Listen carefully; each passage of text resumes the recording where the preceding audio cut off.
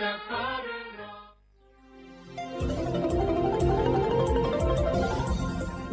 ทยุแห่งประเทศไทยให้ความรู้คู่ความสุขสถานีวิทยุกระจายเสียงแห่งประเทศไทยจังหวัดเชียงใหม่ AM 1476 กิโลเฮิรตซ์สถานีวิทยุภาคภาษาชาติพันธุ์แห่งเดียวในประเทศไทยที่มีความทันสมัยเชื่อถือได้สร้างอัตลักษณ์กลุ่มชาติพันธุ์สู่สากล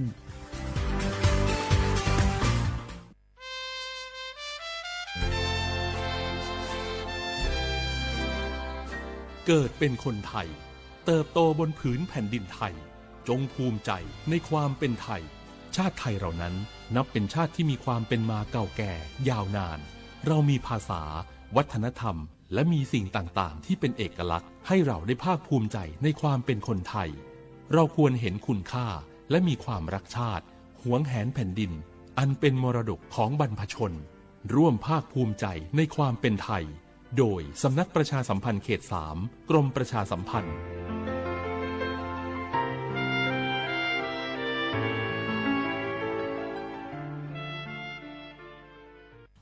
บางคนเมื่ออยู่หลังพวงมาลัยก็กลายเป็นสิ่งนักซิ่งทันทีขับรถต้องเหยียบให้มิดต้องเร็วกว่าไกลแต่ยิ่งขับเร็วอุบัติเหตุก็เกิดขึ้นได้เร็วเพียงเสี้ยววินาทีการขับรถเร็วเกินกว่ากฎหมายกำหนดก่อให้เกิดอุบัติเหตุทางท้องถนนมีผู้บาดเจ็บและเสียชีวิตเป็นอันดับต้นๆในแต่ละปีเพื่อความปลอดภัยของตัวคุณเองและผู้ที่ใช้รถใช้ถนนร่วมกับคุณขับช้าๆแต่ถึงที่หมายชัวร์กันเถอะครับรู้รับปรับตัวฟื้นเร็วทั่วอย่างยั่งยืนปรารถนาดีจากสำนักประชาสัมพันธ์เขต 3 กรมประชาสัมพันธ์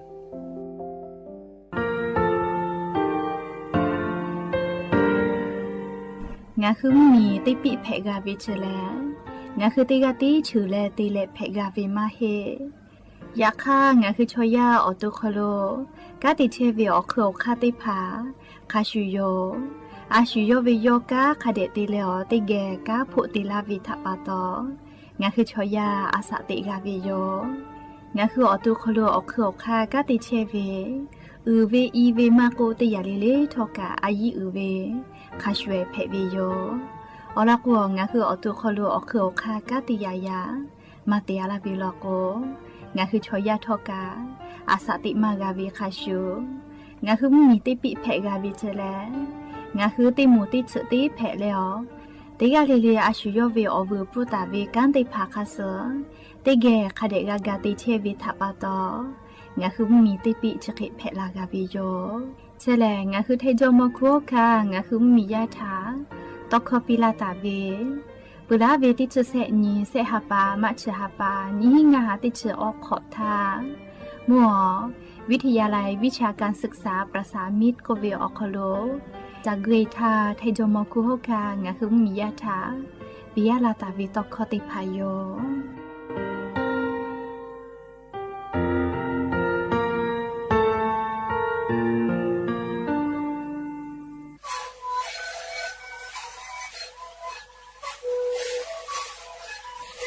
คือมันคือยาแก้เชื้อเวออกเข้าชิล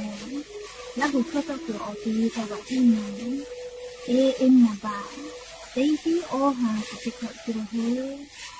เล่นเล่นหลอกเอาพ่อเอายาแก้เชื้อได้มาเลยดูแลได้ชิ้นมาเลยแล้วถือว่าเอายาที่มาดิช่วยตาแล้วก็มาชอบพยายเล่นเล่นแล้วหูคอเขาเชื้อเวและงานแล้วหูคอก็เชื้อสมานมาพาโบมาดีโจ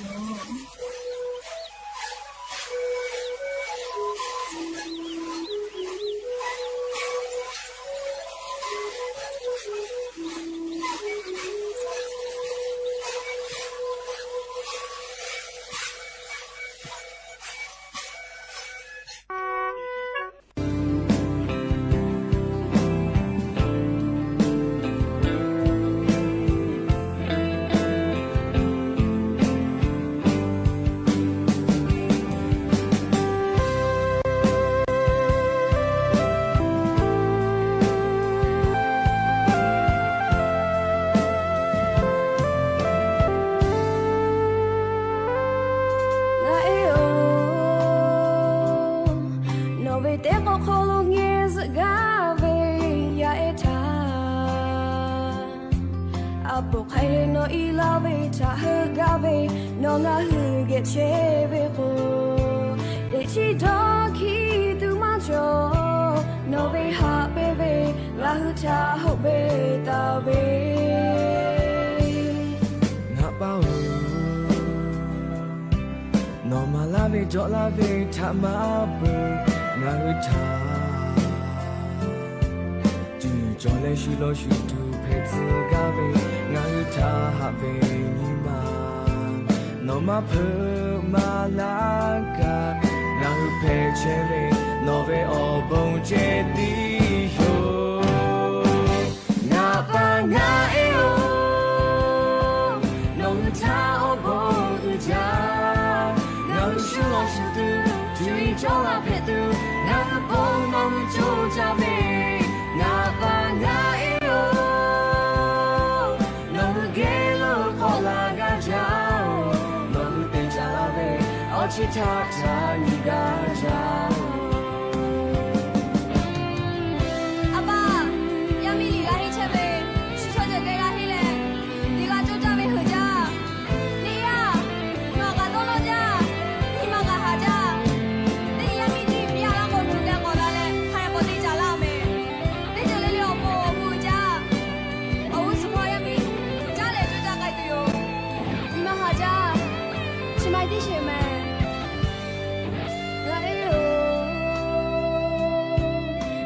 陪到来讲对为可家呢，我不，马子马结束了说不那就加倍，对你就一比拉嘞，家的家不拉过，我有那他我活的家啦，我包，他们还没儿子儿呀陪个。ngã bồ nó cả tê về muốn chăm môi thọ mà trên giờ ta đổ siêu mi ta đổ na vô cả tê mà la nó lên ngã bồ gà mà cứ hát phô lô yo ngã ba ngã yêu nó thao bồ cha ngã siêu lo siêu tư truy cho là phê tư ngã bông ngông cho cha về ngã ba ngã yêu nó ghé lâu bỏ là ngã cháo nó đi cha la về ở chỉ tha cha nhị gà cháo ngã ba ngã yêu nó thao bông cha ngã siêu lo siêu tư truy cho là phê tư ngã bông ngông cho cha về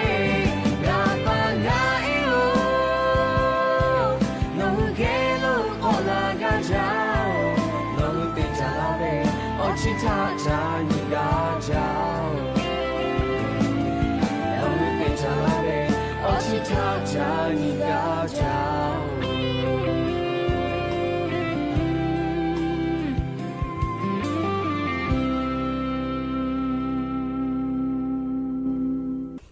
Obo đã ra video ya perhati potoka đã ra video ya cho kalau ngahuti pokok mila leo coba upalo ceta video ni rahuyati patha tiga okoga ko kada kiche vita pato ola pertiga lele thata uyo ya video kalau la secha leo raika obo đã ra ko video kalau ha yula video mem ha video ni rahuya khapo chopalo ceta ve khakhi phechele tế ga lê thọ cả cha mẹ đồ mẹ giữ mẹ cá mẹ hà lê đó sa theo lê na chỉ để cho về ya cả nàyคือไทยมีก็ขลุ่ยมุกะvề yaมาปุเหวิทัปตองาคือtế ga lê thọ cảเจ้าyaคัสปีปากเชเวอานาก็ติพัฒนี่คือต่อดะแลปูกะกะกิจูจาวีดอวิเชวิจอวิเตจิเลลิพอกะสติตาและอาชุยอตุยอยากะทะคะเดญหาซาดักอิสิแมมและยันยี่เวียวยาแลจะได้สอคโลสุปเสนียันยี่แลนี่ฮาปาฟิฟารีฮาปาคโลยันยี่ฮาปาสงานี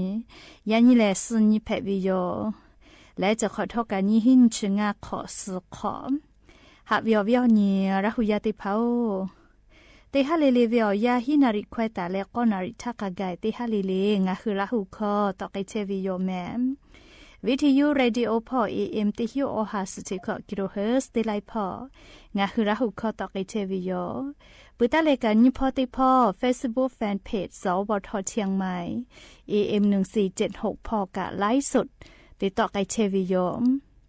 อเวียนี่ละหุยาติผาติแกละหุคอพอนาแลโอกาปิดักไอแพวิโยแม่และอย่าเพื่อหาวิอยาคลุทอกะยูเวลาตาเวอบูจอวิซาตาอลอติผาไลลอยูเวลาตาวิโยจะได้คืออลอเปติลอติแกนักไอตุเวเลยะยิงะหุมเมียวคลุแพกไอเชวิอเจ้ายา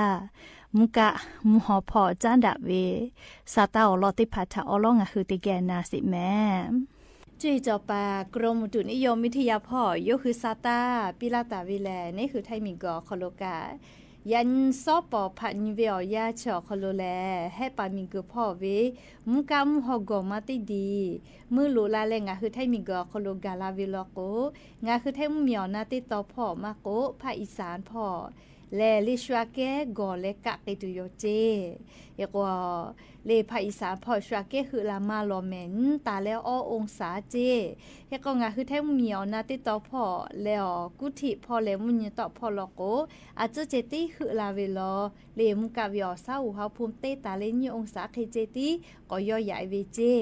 ก็เพื่อแลฮับปัสขอนตาเลสุญเวียาแลเล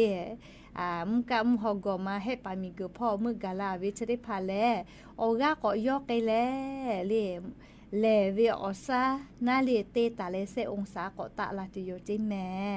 ยาก็ไทมิกอฮอติตอพ่อลอกกามุยีเลยานีอันยานีเวียานาเลไทมิกอฮอติตอพ่อติกะติติมุยีจอลอติ10%ตาเลเซ10%เจเลติกาติติมุยจอลอแม่เลขก็จะกะยันยิงะหึมเมียวคอโลจีจอปากรมจุนิยมวิทยาพ่อยุคือซาตาปิลาตาวิอลอติผาอยู่เวลาแลเลอวิอนี้ละหุยาติผาทาอลอซาตาติผาจะเขกาลาวิยมหาวิอวิอนี้ละหุยาติผาฉบุญหาวิอยาวคอโลแลมีลอเจกะก็ตูจอเลลูกแม่เจ้ก็ตูจอเล่แต่พอจับปูก็เจ้ากะเล่ก็ตูจอเวเล่เปลาตาเวชดิซอคอโลโนเกาหลีเมียวกะจับปูคอจับปูเจลาตาวิชอเจก็มาโทรศัพท์แบตทาลีเปือละก็เล่ก็สะตุเวpower bank ก็เวมีชักเกะเวนะวิฟังโลเจคาเตโรวิฟุแลมีหลอกควบจะเชเวอยาวคโลปุตัวลาวิเจก็มาเลียวบูดาเสเลชอพอตอลากาปือแลเรียกก็งาคือเยเชเวโทรศัพท์มือถือแบตทาลีเปือละก็ชะตุเว power bank ชะได้พากาจะปูออกเข้ามาอยู่ลุยจอลอเรียกแต่แรงอ่ะคือฮอจักกอติมาโกเรียกกาขอกะตาเกือแม่เรียก power bank ชะได้พามีปุตุลาวิโยแต่ก็แลอวิอนี่ละหุยาติพาโทรศัพท์แบตทาลีเปือละก็มีชะตุเว power bank เลยมีชะเกือวิวเวติพาเยเวอคโลกาสติตากาตัวโปสติปิลาวิโยและลิชเวอโคกาอะโลนิมาลูลอลอเวซาตาโยรถทัวร์จะก็มาเรียลูแม่จี้มากุเที่ยวเตเลจี้มาตะลาวิลูแม่เจคเตเลมูจังหวัดตาติตอพ่อเรียกายากอจังหวัดตาติตอพ่อกาแล้วลูแม่จะได้แค่แม่เรียยากอเจียวกะต้อยวิโลเจกะกะปาซมือจูเลนะคะขณะมาสนาเรียกุเที่ยวเตเลจี้มาตะลาเวรถทัวร์นะเรียลูแม่เรียมัวจังหวัดตาติตอพ่อกาเลนะอยากก็ฮอกะกะลาวิทาปะตอเรียลูแม่ฟุบายวิเจเรียลูแม่ฟุบายและชอกะนาเวเรียกเตเลชอกะเซวิโยซาตาคาสโลโกชอนิกาเซวิเจเตกาโลโกเตปติเรียลูแม่ฟุบายกือเตียวเซวิเจเตกาโลโกนาชยอกาเลเซวิเจเรียนาชยอกาเลซาเล เซวิจิแม่เลยนี่กะเจเลยเซวิเลยกะปากะเซวิโลแม่เลยน่าจะอยู่เซวิจิกะปาติกะลอกนะเลยคือกว่านาวิชอลอกว่าเซชกะพะเจเลยนาวินะเลยกว่ามุเผือวิอยาหมดทกะกะวิชอติพาลอกซึมกะละกกะเจอะฮิวิโยเตกะวิลอกลิมุเผือวิอยาชอซึมกะวิอยาเพวิโยคือกงะฮือหมดทกะติพาวุกนะคือพอมากะตุจอวิโยเลตาวาวิอยาติตุเลติยาลอกแม่กะมัวเลตาวาลอกบายเตโกอยากคำเผือลอกแม่กะมาโมดะโกซึมกะจูลาวิแม่เลคือกงะฮือหมดทกะเยวิอโคโลเตกะเลกะสติเตเลกะอยากอโคโลเตนิเลงะฮือมีกึชอยาหมดทกะทิดาชอสชอนาเลนิมาลูแพบอเวเลอุปติเหตุแพวิทัปตอนิมาลูเวทากาฟูกาคาเลลูวิสิเวโมจิเตพามาโกเลคาบีกาฟูกาคาเชวิโยจราปตองะคือเตกาเลกาหมอทอกาเยวิอคโลสติกาจอวิโยแมแต่ก็แลเลอวิอนี่ลาหุยาติพัทาอลอสาตาชริภากายูเวลาเลอจะเคชลากาลาวิโยแมฮาวิอวิอนี่ลาหุยาติพาโอมีกุชดิสอโคโลเลียงอะคือชอยากาอานานาบุเตยาบุเตยากาลาเชวิทางอะคือกามอวิโยชดิคือเวียเลเลียก็ตูเวเตอานาก็กาลาเวเจเลเจเยลูอานาเลเจเยลูอานาชกางะคือซาตาพอกะอยู่เชวิชอติพาลอโกซาตาโคโลกามอตุโยให้ปังมีอเวอหาติจาเวอเมบุเวลีนิกาเซเวเลชติหาปาโคโลเตกาลอกกาเลอหาติจาเสมาเลนางเอกแพวินาเลอุทาซีลีเลรักใสๆหัวใจสีดวงก็เวไต้หวาเวซีรีนะเลนาจอนะจอเล่าเวียนเล่ายาติพองาโกทาโกยาเนเพลาทาเลเลลุนแต่โยลินซาจาลิดอจอจาคาเตเลนาอิชติกาชออาสากาอชิขอเจติเฮวิเจจะเยลูอานาเพเลอชพุขอลอนาและเซวิเจเลอโลชอยากาเลจะเยลูอานาทัปตอเซเวจอเลอุปติเหตุแพเลเซเวจอเลอานาเพเวทัปตอสกเวกะชอมาเจ้าเลชอยากะชอบูชออามอแม่เลดาวิอเจติพาคเดดอเลคเดจูจาเลเตเลปอลาวิอเนียวหางะคือสิเพเลออาสากาเลเกตุวิอเนียวหาติพาเลงะคือติไกกะมาชิแม่จราปตอติกาเลเลกะกูเฮวิอคโลดาวิอเจดอเลดาวิอเจติพาคเดเตเฮกอลิจเยลูอานาชกาลิซาโกจะพอเป็นดาวิอานาโยมาเวมูยิขอยาโคโลเป็นดามาจาวิเจเลมูยิขอยาติเลมุกะยาขะไกนะเลเฮกออานาชเวกาเลนิยาโยลิขอฮาปาตาเลติชฮาปามุยิขอยาเปื่อเลมุกะยาโกติฮาปาจันวริฮาปาตาเลเซฮาปามัจจาปะขะไกอานาชเดพาเป็นดาวิมาวิโยเลจเยลูอานาซาโกจะพอติเลเป็นดาวิโยเฮกอจเยลูอานาเลอจเยอานาชะคาคิติปืดาวิเลโกเลจเยลูอานาเลอลีจะยานะจะได้พาเลอปุมาชุดาวิโยเลเชื้อไวรัสติยาเลติยามาชุดาวิโยเพเชวิจะยานะเจวิโลโกอปุมาชอกามาเฮยาคาจะยลูอานาโลโกเลอปุมาเฮวิโยเลจะเวเตโกโมอชุปุขอติยาเวโกมาเลอานาจะได้พาเฮกวจะยลูอานาจะกะคาคิตินาวิเลโกโกเลอตูฮอนาชนาจะเวเลอติตุติเลกะนาชินาเกวิเจเลมาจาจาเวโกเซนตาเลงานีนายวิเจยาคามาเวชมชเกติผาชออาสามาลาเวไม่เก่าเกาซาคเดมาจอมาวิชอติผาลโกเลอชพุขอเพลาวิเจเลอชพุขอยาเอเวมาโกเลมัวซาโกจักขวาลุยโกนิมาสอานาโกเพโกนาเลมุพอโกยาเอเวลโกเลโลนาวิติผาเพอาลาโกมาสจอกากาสลาวิเจเลขกว่าชมชเกติพาเลลีอตูชูจาวิชติพาลโกจะเยลูอานามากาเพตุวินะชวสิติพาทกะคเดยุฟาจอวิยอมเฮก็จะเยลูอานาก็วิเมเลียมาเลก็จะเยลูอานาเลเลซาโกจะพอเป็นดาวิติอานาเพวิโย จิแม่เฮก็นิเวตยาทาลิงอ่ะคือคาเคติฟาโจเวเลก็โคอลอติยาแลนาวิชอติผาจวิแค่อปอตาไกจีเลและงาคือนาวิชอติผากะชัวมากะเปปิตูเลหมอกอพาเบตูนากัดอนามัยติผาคาเดกุเจและเลมฮอตโตโลโลคาเดมากะกอติติผาลอกุกะชอมาจากอติอคโลเลชมมมาเชจอเจละเซซาเปอิกะเตเลคาเดเชจอเจเฮเตเลลาเคมากูอิชกุชอดอตุวิลูกูวูนีเลเฮกะเฮตุเวมากูนี่แม่ฟุสตุเวชะได้ผากะเตแกมาเปเยจอวิเจเลอนาชะได้ผากะซากอจะพอติเลแป้นดาไกปื้อวิทะปะตอเลฟากาวิโยเลเกกงะคือเตกาเลเลกะฟาวิโอคาติผากะชิวิโยแม่เลจะกะจะเยลูอานาเลงะคือมีอคโลเพเชวิโอโลซาตาติผายูเวลาเลอวิอเนียละหุยาติผาทะเลจะเกกอชิลาวิโย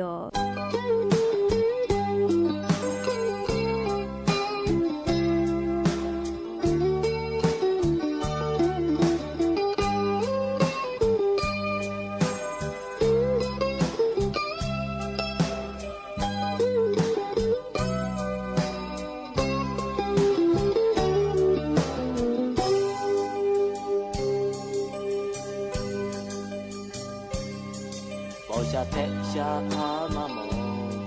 เชื่อเทตีงาเตเชโอนาเวเยอากาเมื่อใส่ตุเฮงายาปามอตอจีกาเวงายามีชิจับฟูกาเวงาเมทาวไตเจเจกาเจฮาเฟเตกาเฟเปียวเมเจเตโปเลงาไอชา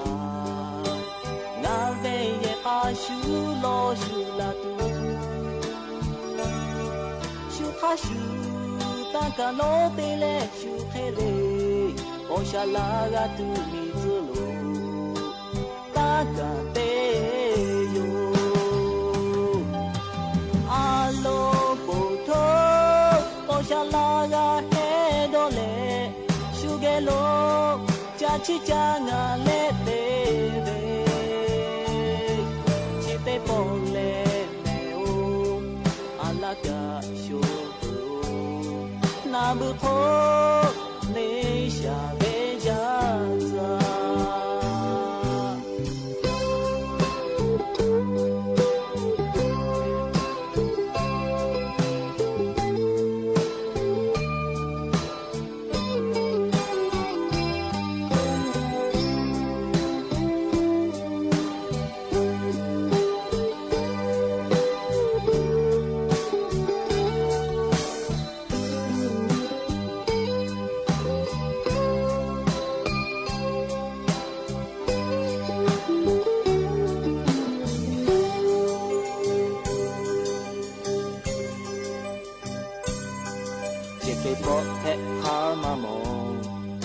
ดูเลหาโทเวเทตีมีโมเยเจจาโทเมโอ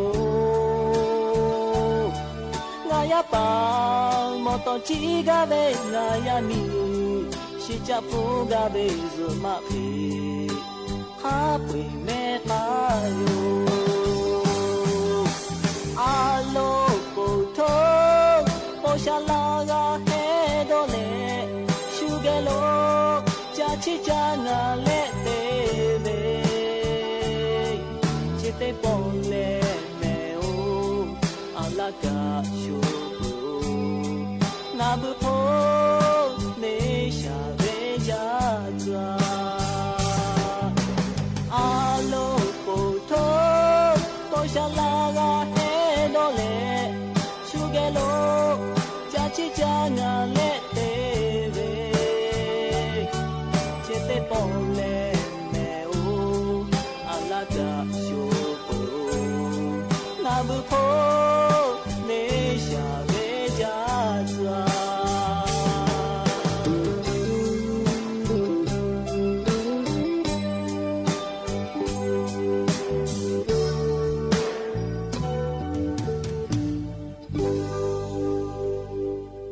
ฮาวิอวิอนี่ราหุยาติเผายะนี่ฮาปัสงานี่ฮาปาฟิฟาริฮาปาวิอยาชอคโลเลงาคืออาจุยารัฐบากาจีดะและจีชิแต่ตาเวคาเซมัมมี่ป้าโลเลแก๊งคอนเซนเตอร์ออตีพอและเลติเชเวติผาเกลนะงากาจีอามีดาไฟฟ้าและเลสัญญาอินเทอร์เน็ตเลอนามาติผาเลมาฟืเปียวจีแมลีมาอยู่ลุยจะเลเราเข้าไปโยเลี้ยงต่อป้าเชตาโทรศัพท์ตาเตียละเลนอติลักกะงามาหาละเห็นแม่เราก็งาต่อเป้าเชวิทัปะตออัมติคลิคอพอไทยและเตลุลาละแต่ก็แลอวิอนี่ละหุยาติผานากาดะตัวอโปติปอกอนอลาวิโยมเฮโกลิงากาเคโตบาตุโยเจอามีไฟฟ้ากะมาเยจเวนาเลโตชิปีเวอินเทอร์เน็ตเตเลนามาทักไกเจเฮโกยาซอกอนาริธาตาโตบาวิเจแม่เลียงงากาเจมัมมีปาโลแก๊งคอนเซนเตอร์ฮิเลฮิจัปาเลอมูโทรศัพท์คโลเตเลอตีนาเลียงงากาเจแม่เลมัมมีปาโลอามีอินเทอร์เน็ตและนามาติผักกามาฟืปิโอวิเจมาอยู่เยจเวนาเลเฮโกอลอติกาเลบ้านเจดี3องค์โกเวลิมูอำเภอสังขบุรีจังหวัดกาญจนบุรีพ่อลีจัวจุเป้าเลเมืองพญาตองซูรักมองโกเวจุเป้าติดต่อพ่อไทยมิงเกป้าโลอามีดาไฟฟ้าจะเลยเยเชเวและอินเทอร์เน็ตได้ผายเยเชเวตาเลนามาทักขไกลีออตีจะได้ผาอคโลต่อบาวิเจเลมาอยู่ลุยเจเวนะเลอลอกมุพอกาติกาโลจีแก๊งคอลเซ็นเตอร์ออตีพอเวปืตาเลนี่กาติกาเลบ้านเมืองแดงอำเภอแม่สายจังหวัดเชียงรายจีไฮพอเจเลจุปอตาชิลิเลราชาติต่อพอจุปอเจเลตาชิลิจุปอตาชิลิจุเป้าจิลีไม่ใช่จุเป้าแต่ชิลิเป้าเลยบ้านเหมือนแดงก็เวติต่อพอกะมีด้าไฟฟ้าแต่ละอินเทอร์เน็ตแต่ละนามาทักขะไกกะจะติดต่อพอต่อชิปีวีเจมาอยู่ลุยเจเจเลียงคือไทยมิงเกเป้าเวียนะเลยแล้วก็จุกติกาลอเจแก๊งคอลเซ็นเตอร์อตีเตผาพวาเวเปื่อเลยเซกติกาเลยสะพานมิตรภาพแม่น้ำแม่สายเจเลขก็ไม่ใช่จูพ่อจูเป้ากะจิแม่ตาชิลิเป้าเจเลไม่ใช่จูเป้ากะแก๊งคอลเซ็นเตอร์อมูเลอตีเตเลพอเลมียาถาหิจาเวเลมีไฟฟ้าตาและเลอินเทอร์เน็ตได้ผ่าเตเลนามาทักไกกะมาอยู่ลุยโจเจเลงาคือไทยมิงเกเป้ามาอยู่เยโอโคเวนาเลตอเชียวิเจเลจกกะติกะเจแม่เลงาคือละหุยากะคืออยู่แฮเลนัวตาชิลิพอไม่ใช่จูเป้าเชียวิติมุทกะคืออยู่แฮเลอามีดาไฟฟ้าอยู่บาปีวิเจอินเทอร์เน็ตกะมาเยจนามากะมาอยู่ฮอตเจเลอติชะได้เผาคอโลเปิดตาแล้วออกกะติกาเล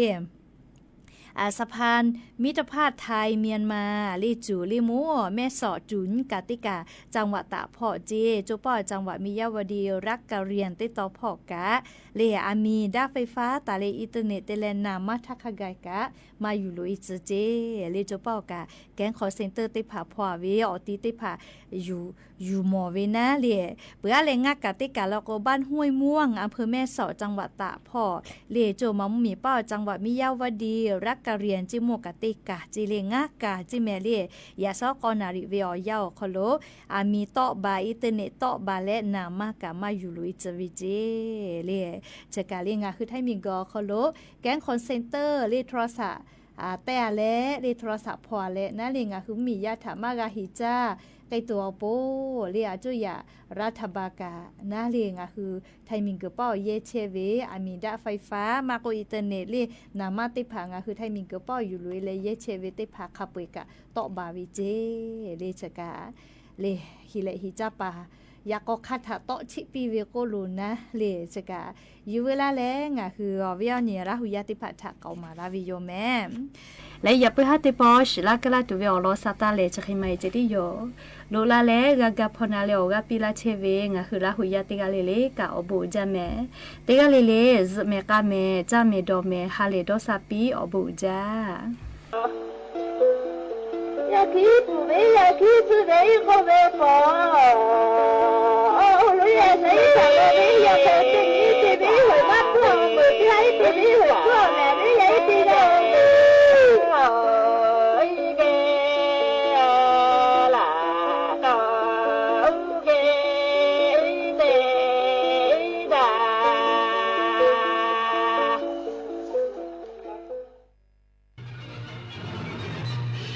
สถานีวิทยุกระจายเสียงแห่งประเทศไทยและเครือข่ายทั่วประเทศเสนอข่าวต้นชั่วโมง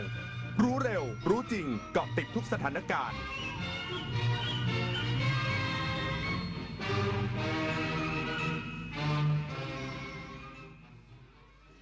รับฟังข่าวต้นชั่วโมง 21 นาฬิกากับอรัญญาชมชื่น 5 ตัวประกันไทยในอิสราเอลจะกลับถึงไทยวันที่ 9 กุมภาพันธ์นี้อีกสักครู่กลับมาติดตามรายละเอียดค่ะหากเปรียบประเทศไทยเป็นต้นไม้ใหญ่ที่ยืนหยัดมายาวนานยังรากแห่งขนบธรรมเนียมประเพณีและวัฒนธรรมลำต้นมั่นคงยืนยงยึดมั่นในสถาบันชาติศาสนาและพระมหากษัตริย์มาร่วมกันตั้งปณิธานทำความดีสร้างความรักความสามัคคีแทนคุณแผ่นดินเสมือนรดน้ำใส่ปุ๋ยให้ต้นรักประเทศไทยเจริญรุ่งเรืองร่มเย็นเป็นสุขรักษาเอกราชและอธิปไตยไว้ให้เติบใหญ่และงดงามวันจันทร์สีส้มอังคารสีแดงพุธสีส้มพฤหัสสีแดงศุกร์สีส้มส้มเริ่มส่งผลต่อสุขภาพแดงมีผลต่อสุขภาพปอดเราไม่ปลอดภัยแล้วหายใจ1วันเทียบเท่ากับการสูบบุหรี่4มวนเพิ่มความเสี่ยงมะเร็งปอด 1.4 เท่างดเผางดจุดธูปหมั่นเช็คสภาพรถเพื่อลดควันและไม่ลืมสวมหน้ากากอนามัยป้องกันฝุ่นก่อนออกจากบ้านเช็คค่าฝุ่นที่ Air4 ไทยแอปพลิเคชันกรมควบคุมมลพิษของหลวงไม่ใช่ของเราของหลวงไม่ใช่ของเราเงินหลวงรถหลวงวัสดุครุภัณฑ์หลวงคนหลวงการจะใช้ทรัพย์สินของรัฐหรือทรัพยากรของรัฐได้ต้องมีวัตถุประสงค์เป็นไปเพื่อประโยชน์สาธารณะเป็นหลักเท่านั้นเพราะของหลวงไม่ใช่ของเราหากนำไปใช้ส่วนตัวมีโทษจำคุกได้ของหลวงไม่ใช่ของเราท่องเอาไว้ของหลวงไม่ใช่ของเราคุณหมอคะดิฉันน่ะเป็นหวัดคัดจมูกบ่อยเมื่อยเนื้อเมื่อยตัวเป็นประจำเลยค่ะนี่เลยครับยาวิเศษจะเดินจะวิ่งแอโรบิกขี่จักรยานรำมวยจีนหรืออื่นๆแค่หาวิธีออกกำลังกายที่เหมาะสมอย่างน้อยสัปดาห์ละ3วันวันละ 20-30 นาทีรับรองหายเพราะการออกกำลังกายจะสร้างภูมิต้านทานโรคทำให้สดชื่นลดความเครียดและป้องกันได้อีกหลายโรคสุขภาพดีสร้างได้ด้วยตัวคุณนะครับรัฐมนตรีว่าการกระทรวงแรงงานระบุ 5 ตัวประกันไทยในอิสราเอลจะกลับถึงไทยวันที่ 9 กุมภาพันธ์นี้พร้อมเตรียมต้อนรับและจัดรถรับส่งกลับถึงภูมิลำเนานายพิพัฒน์รัชกิจประการรัฐมนตรีว่าการกระทรวงแรงงานเปิดเผยความคืบหน้ากรณีแรงงานไทยในอิสราเอล 5 คนได้รับการปล่อยตัวจากข้อตกลงหยุดยิงระหว่างอิสราเอลกับฮามาสว่าแรงงานไทยทั้ง 5 คนจะออกเดินทางจากอิสราเอลในวันที่ 8 กุมภาพันธ์นี้และจะเดินทางมาถึงประเทศไทยในวันที่ 9 กุมภาพันธ์เวลา 7:35 นาทีโดยเครื่องบินพาณิชย์ซึ่งกระทรวงแรงงานเตรียมต้อนรับกลับสู่ครอบครัวเมื่อเดินทางมาถึงประเทศไทยจะจัดเตรียมรถรับส่งให้แรงงานไทยทั้ง 5 คนพร้อมครอบครัวเดินทางกลับไปยังภูมิลำเนาของแต่ละคนต่อไป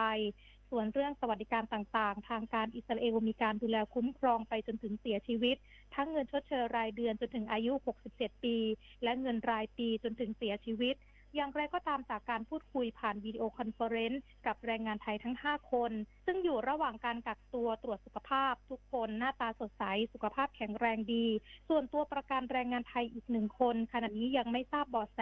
แต่จากการแจ้งเบาะแสของแรงงานไทยที่ได้รับการปล่อยตัวเบื้องต้นคาดว่ายังมีชีวิตอยู่นิตยาคุณศิลป์รายงานเจ้าหน้าที่หลายหน่วยงานบูรณาการร่วมกันจับกลุ่มอุปกรณ์คอมพิวเตอร์และอินเทอร์เน็ตก่อนข้ามชายแดนไทยเมียนมาที่อำเภอแม่ระมาดจังหวัดตากพลตำรวจตรีสำริด เอ็มกมลผู้บังคับการตำรวจภูธรจังหวัดตากพันตำรวจเอกเทพประธานนิพิวันรองผู้บังคับการตำรวจภูธรจังหวัดตากรักษาราชการแทนผู้กำกับการสถานีตำรวจภูธรแม่ระมาดนายปริญญาสายโรจน์นายอำเภอแม่ระมาดหน่วยเฉพาะกิจราชมนูหน่วยเฉพาะกิจกรมทหารพรานที่35ด่านศุลกากรแม่สอดร่วมกันจับกุมนายอนุศักดิ์วงน้อยอายุ54ปีได้บริเวณท่า19ท่าข้อกัววังผาหมู่4ตำบลแม่เจาเราอำเภอแม่ระมาดจังหวัดตากพร้อมของกลางรถยนต์หมายเลขทะเบียนบอใบไม้บ บใบไม้7167ตากพร้อมเคสเปล่า27ชิ้นเราเตอร์กระจายสัญญาณอินเทอร์เน็ต26ตัวกล้องวงจรปิด76ตัวเซิร์ฟเวอร์1ชุดสายสัญญาณอินเทอร์เน็ตยาว305เมตร4ม้วนและเงินสด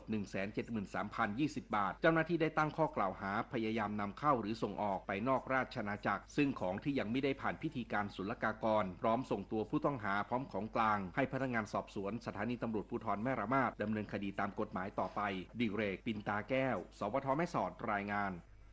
จังหวัดตรังยกระดับการแก้ไขปัญหาไฟป่าหมอกควันและฝุ่น PM 2.5 เพื่อเฝ้าระวังและแจ้งเตือนสถานการณ์อย่างทันท่วงทีนายทรงกรดสว่างวงศ์ผู้ว่าราชการจังหวัดตรังเปิดเผยว่ากองอำนวยการป้องกันและบรรเทาสาธารณภัยจังหวัดตรังได้ดำเนินการยกระดับการแก้ไขปัญหาไฟป่าหมอกควันและฝุ่นละอองขนาดเล็ก PM 2.5 เพื่อเฝ้าระวังและแจ้งเตือนสถานการณ์ได้อย่างทันท่วงทีทั้งนี้จังหวัดตรังได้ติดตามข้อมูลจากดาวเทียมของสำนักงานพัฒนาเทคโนโลยีอวกาศและภูมิสารสนเทศในการเฝ้าระวังและวางแผนแก้ไขปัญหาโดยจัดส่งเจ้าหน้าที่ลงพื้นที่แก้ปัญหาในทันทีหากพบจุดความร้อนพร้อมติดตามสถานการณ์ฝุ่น PM 2.5 จากสถานีตรวจวัดคุณภาพอากาศในพื้นที่และเผยแพร่ข้อมูลสถานการณ์ฝุ่น PM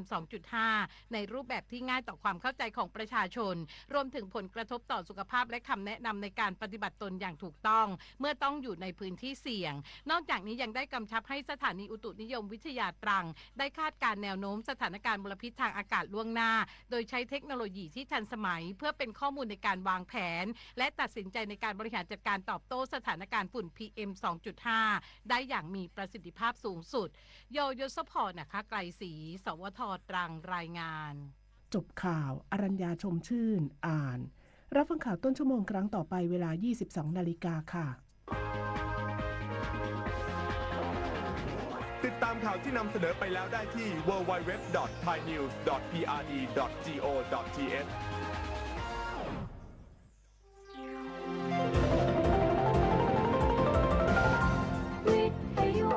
ประเทศไทย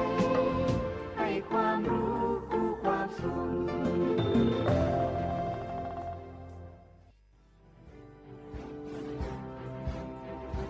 เดินเถิดเราชาวพุทธหยุดหลับไหลเรียนธรรมะพระวินัยให้กระจ่างช่วยกันเฟื่อนพระธรรมเครื่องนำทางตามแบบอย่างเมื่อครั้งพระพุทธองค์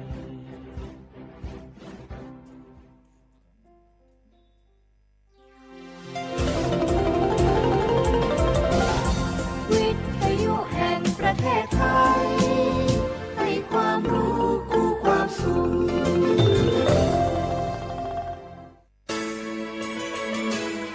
สถานีวิทยุกระจายเสียงแห่งประเทศไทยจังหวัดเชียงใหม่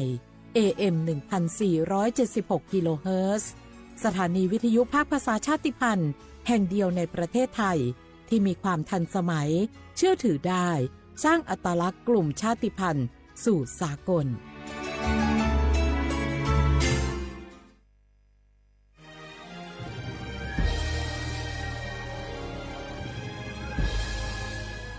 เกิดเป็นคนไทย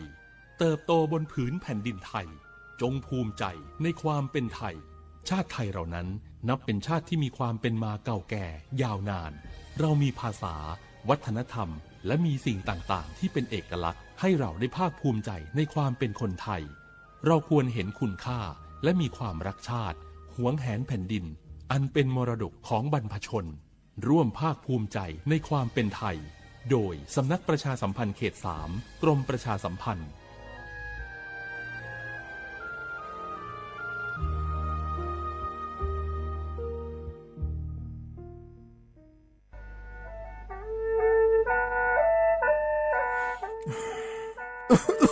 อาลูลูฮอเซ่ฮัลโหล PM 2.5 กัมพาวลาสเมียมัวที่ปอยมามึงอ่ะสักแกมันก็ดูช่วยในเปลาสเมียเงแม่ฮกก็ดูนะอยู่คนน่ะลูกโลยาสาแม่อย่ามือจะซาโดพอก็เดเลยโดเดกาพอป้าเพียงก็เดเลยฮอเธอเยอะพอป้าเพียงก็นี่เดเลยเธอรวยไหมอดีมาก็ก็ฮกก็อดีรวยเดินพังอ่ะ PM 2.5 ก็ก็นะโยหือก็ก็โยกาน่ะลูกเดเลยก็ก็เธอมีแน่อายุวันในบีมือดารายัง งาและโยกานาลุยาฮอลืดากะกองายืเนี่ยจังไงดอเจทักคือลอยยืนิวโยฮันเนสลาดาคาเฮวอยูผู้ลาโลอดัวบอผู้ลาโลเฮจีเฮเจมีจามาคืนนี้ลาลืออเนมาลาลือจีญาเดนะคนนี้มีฉันได้มือพาลาคืออเนดายืนิวน่าบ่ชมีจาไกมาบีโดลานียาฮอลืดางายืนิวบ่ชมีจาโดฮอมอนาอะชอเจ้าหน้าที่ตัวปาฮอลืดาดึงอะเข้ามาดอจาบีลอยยืนิวนายโยวานาลูชอบาเนอะบอยาคดางายืเนี่ยบ่ชมบีเจียวเนสาจะแลโยฮาสุอเธอโดมาอังไผโยฮานาลูอาลาเจ้าที่ขอลอยกัวเนโยฮานเนอดัมเบดามือดาลาเนโยฮานาลูสาก็พปะมือดาลาญาไผ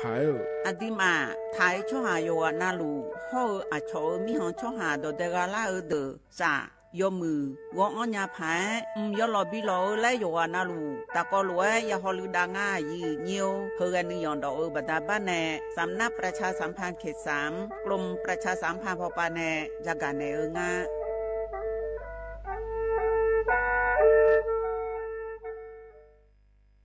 นี่รู้กันไหมสิทธิบัตรทองหรือบัตร30 บาทเป็นสิทธิหลักประกันสุขภาพตามกฎหมายที่ช่วยคุ้มครองคนไทยทุกคนให้เข้าถึงบริการสุขภาพที่จำเป็นโดยไม่ต้องเสียค่าใช้จ่ายเลยนะครอบคลุมทั้งการรักษาพยาบาลการป้องกันโรคการฟื้นฟูสมรรถภาพทางการแพทย์เรียกว่าช่วยให้คนไทยอุ่นใจกันเลยทีเดียวสอบถามเพิ่มเติมสายด่วนสปสช1330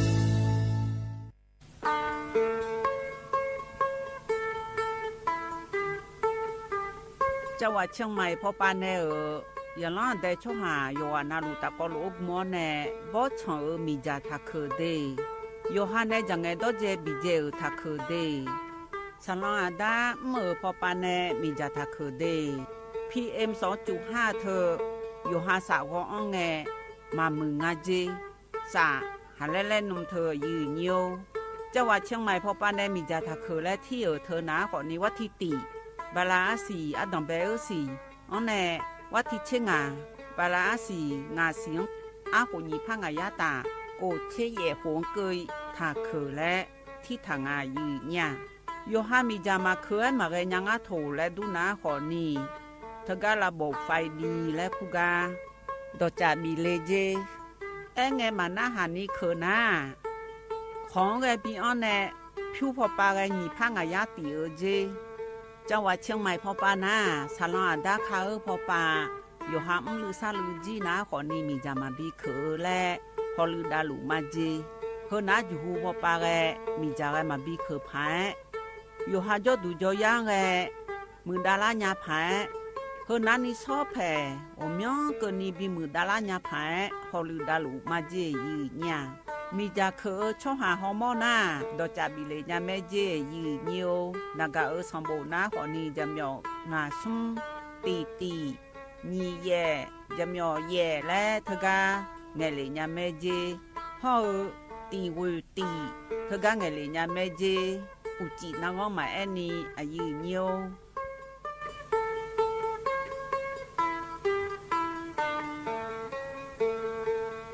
ข้าชอแม่น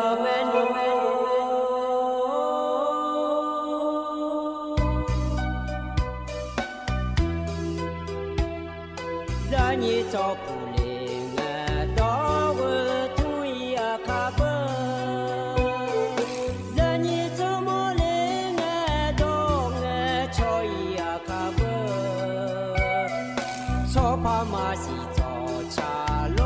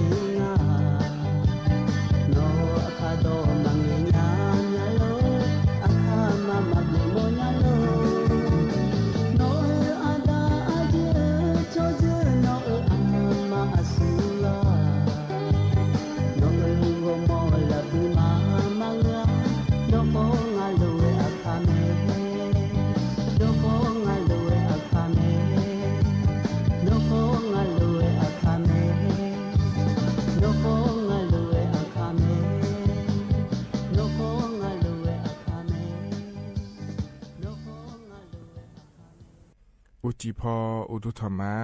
อายินิโยกานาลุเนรอเยเนียวอันยุมจิกรอจะมีนาลุทอนจ่อรออายินิโยกานาลุเนพยาทอนจ่อมีเดเยเนียวเดยุมจิกะดูนาขอเนี่ยจอนเจอรอเยเนียวเธอเนี่ยสมนังนะฉลาแม่เยเนียวเทมิเนรอยุมจินา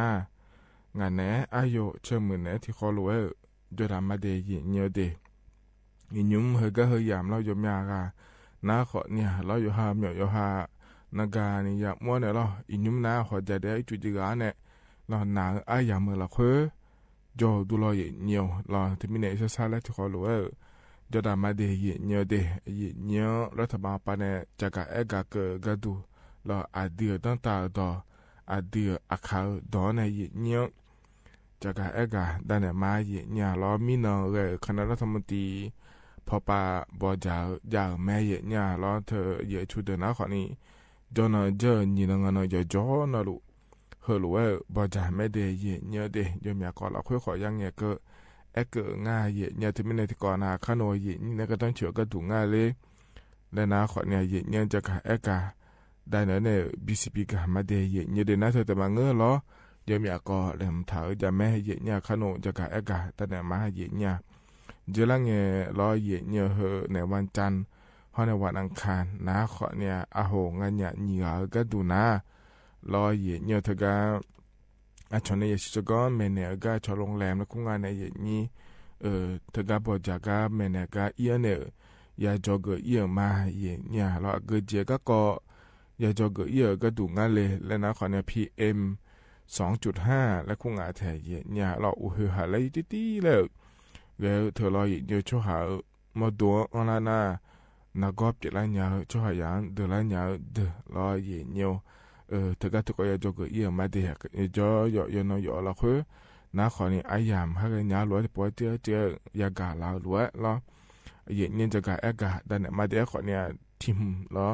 เยี่ยเนี่ยเอกเนี่ยหมอน้าล้อเยี่ยเนี่ยยาหอโดล้วนดูเลงอาเจเยี่ยเนี่ยเธออุหะแล้วสุเธอรอเยเนียวนาอันนี้ดอกก็ดูงานเลยแล้วก็ที่ขอนี่นารอเยเนียวปอยโยเอกนะอาพายโยเนี่ยรอก็เลยงานจะเดอุยหาแล้วเธอสุเธอรอน่าเฮียหอพอดอตัวมาเดนี่มีอันนี้แล้วแพ้ยังอะไรเนี่ยนี่อยากจะมาเจงเงี้ยอุยหาแล้วสุเดนาที่พายโยแล้วสุน่ารออยากหอพอดอตัวบ้านนี่พายโยเนี่ยต่อไปแล้วขออันยังงานในเยนี่ที่มีเนี่ยอุยหาแล้วเธอคนในช่วยยังอยู่ดื้อมาเดือดแล้วยังงานเดแล้วน่าเธอแต่มาเงินยมีอาเจียนักก็เปลี่ยนแล้วยังงานเจียเนี่ยมาเร่งแล้วคุยคือขอเนี่ยตาไม่เดแล้วตัวก็งานแถมหมอเขาปะก็ดูน่าเราเฮงเงินน้าขอเนี่ยหมอรอหมอแต่ก็หมอชอปะเนี่ยเกิดมารอเนี่ยมหาวิทยาลัยเชียงใหม่รอเลยอย่างนี้รออย่างนี้ก็มีเนี่ยเรียเนี่ยมีเนี่ยรอเนี่ยงานขอเนี่ยยาสิญญายากาลัวเนี่ยจะกะเอกาดานในบิสิบิกามาเดโยกานาลุเอยังพายแล้วเราเนี่ยน่าทกาเธอแต่มังเงอเราเลยเห็นนี่บ่ชอมีจาหุมาโดลาก็กอขอนี่ยังเนี่ยเกิดเกิดรอเห็นเนี่ยน่าชอบใจที่ก็ดูนะขอเนี่ยเธอเนี่ยเขาเรียกโลเทสายยังยังมันฉลาดเงี้ยที่อาจจะกะเอกาเนี่ยเราเธอเนี่ยฉันเทียนผังก็กว่าก็หุ่นจันยาผังก็มันจันยาผังก็ไปในหน้าหามือเจียงและเราจะมีจีจะมีก่อเราคุยขอเนี่ยยังเงี้ยเกิดเกิดงาเยี่ยเนี่ยเราที่ไม่ได้เราอยู่จ่อยอายามใจนะคนในพอเจ้าจะกัดอะไรมาดินึกจีกที่ขอรวยแล้วพอเจ้าดามาเยี่ยเนียวเราเห็นกันเนี่ยนะคนนี้เยี่ยเนียวอันนั้นจะไม่จะกัดได้มาดินึกจีเห็นกันเยี่ยนี่นะทอนเจ้าอาเดียขาอันนั้นนะแท้ที่น่าฉลาดงาเดียเนี่ยเดบลาวซีนะขอเนี่ยนี่สิอาโคเวแท้ที่โคเนี่ยที่ไม่ได้น่าโคก็นั่งเกิดงาเดียเนี่ยแท้ที่น่าเขาเนี่ยแท้ที่โคไม่แน่ร้อยเนี่ยไทยอันนั้นอินาวันพุธละแม่เนี่ยอันนั้นนะขอเนี่ยอันนั้นงาบลาวซีกุมภาพันธ์อาโคนะขอเนี่ยนิพังอายากดเชี่ยเดียเนี่ยนะขอเนี่ยโคตัวละอย่างนี้นะทอนเจอนุ่มเจี๋อไอ้ยามือละคุยเดก็กอแลมถ่ายมันจะกระดาษได้มีนะรอตัวใช้ไปเบียวและทิบยุ่งจะแม่นะฮะดามาหยีเนียว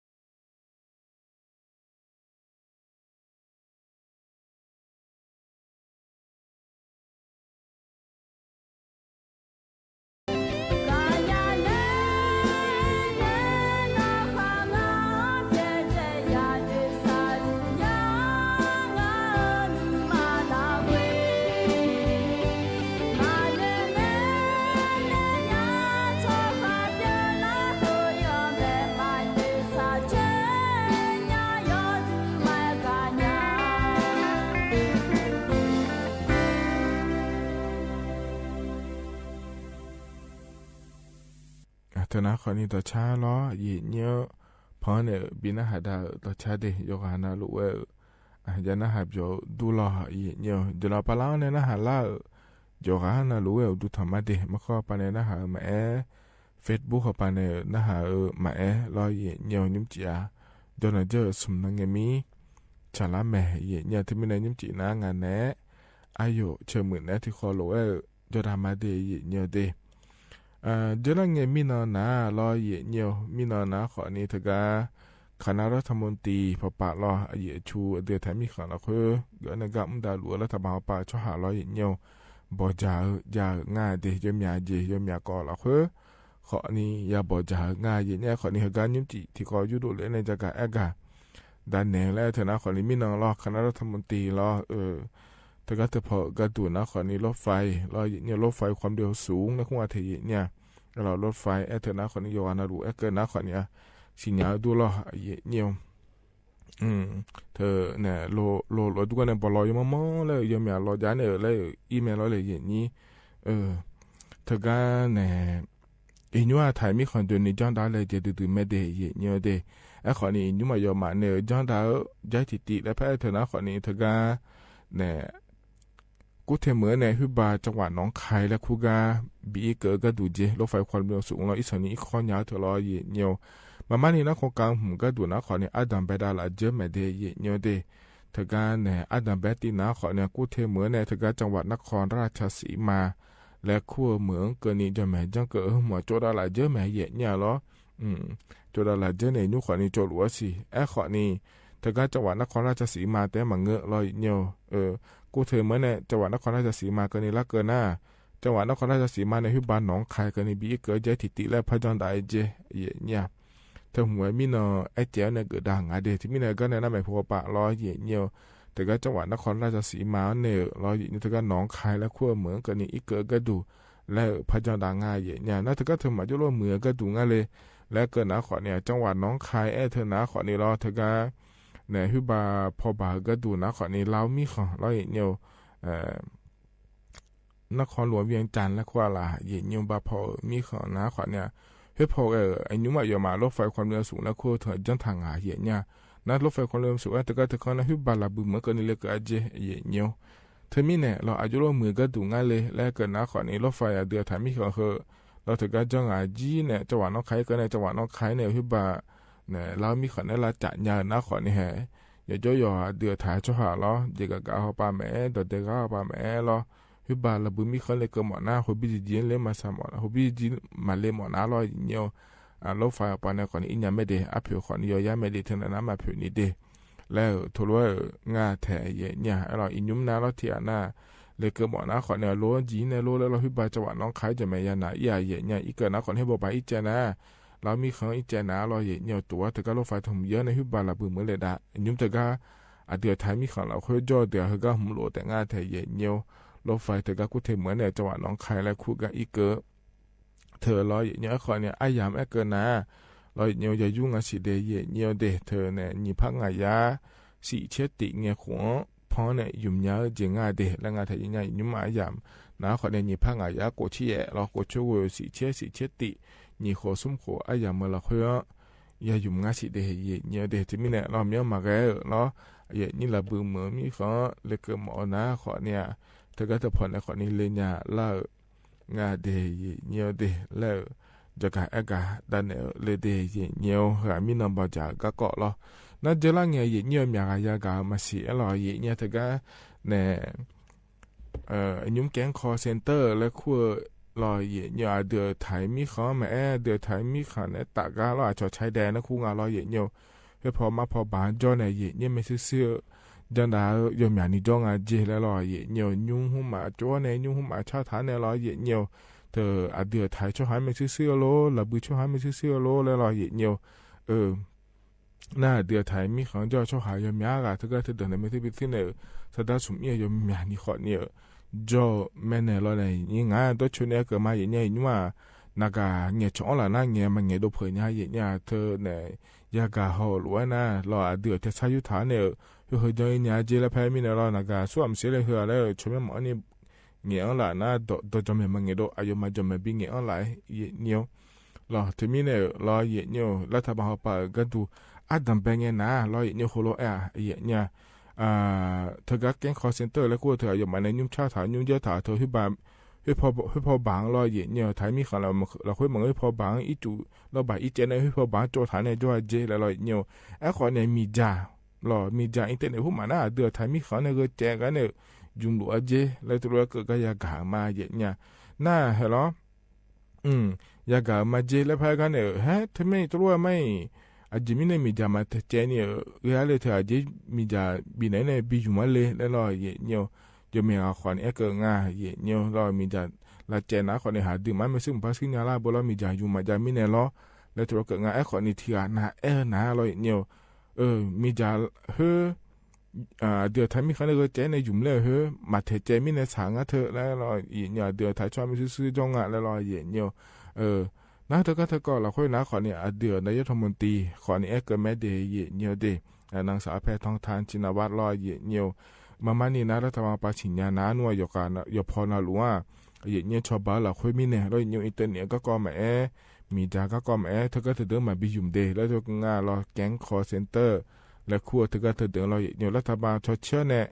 ชิญญานะมีจากเธอเจยี่มาเจละเจยี่มาเจเธอก็เธอเดินมาบิยุมเจเนี่ยเราแล้วก็ก่อนนะคนอีเทียนายี่นี่เทียนาร้อยเธอเนี่ยแก๊งคอร์เซ็นเตอร์เธอรอให้บาพบาจอเนี่ยเดือดไทยมีชาเนี่ยมีจากก็อยู่จุ่มเดือดไทยช่วงสดาลาจันลังอาเจอาจจะไม่ได้มาเทเจเลยอาจจะไม่ได้มาลาเจเลยแล้วเราเนี่ยดอกขอจองงานที่ไม่ได้เดือนในทมุตีก็ดู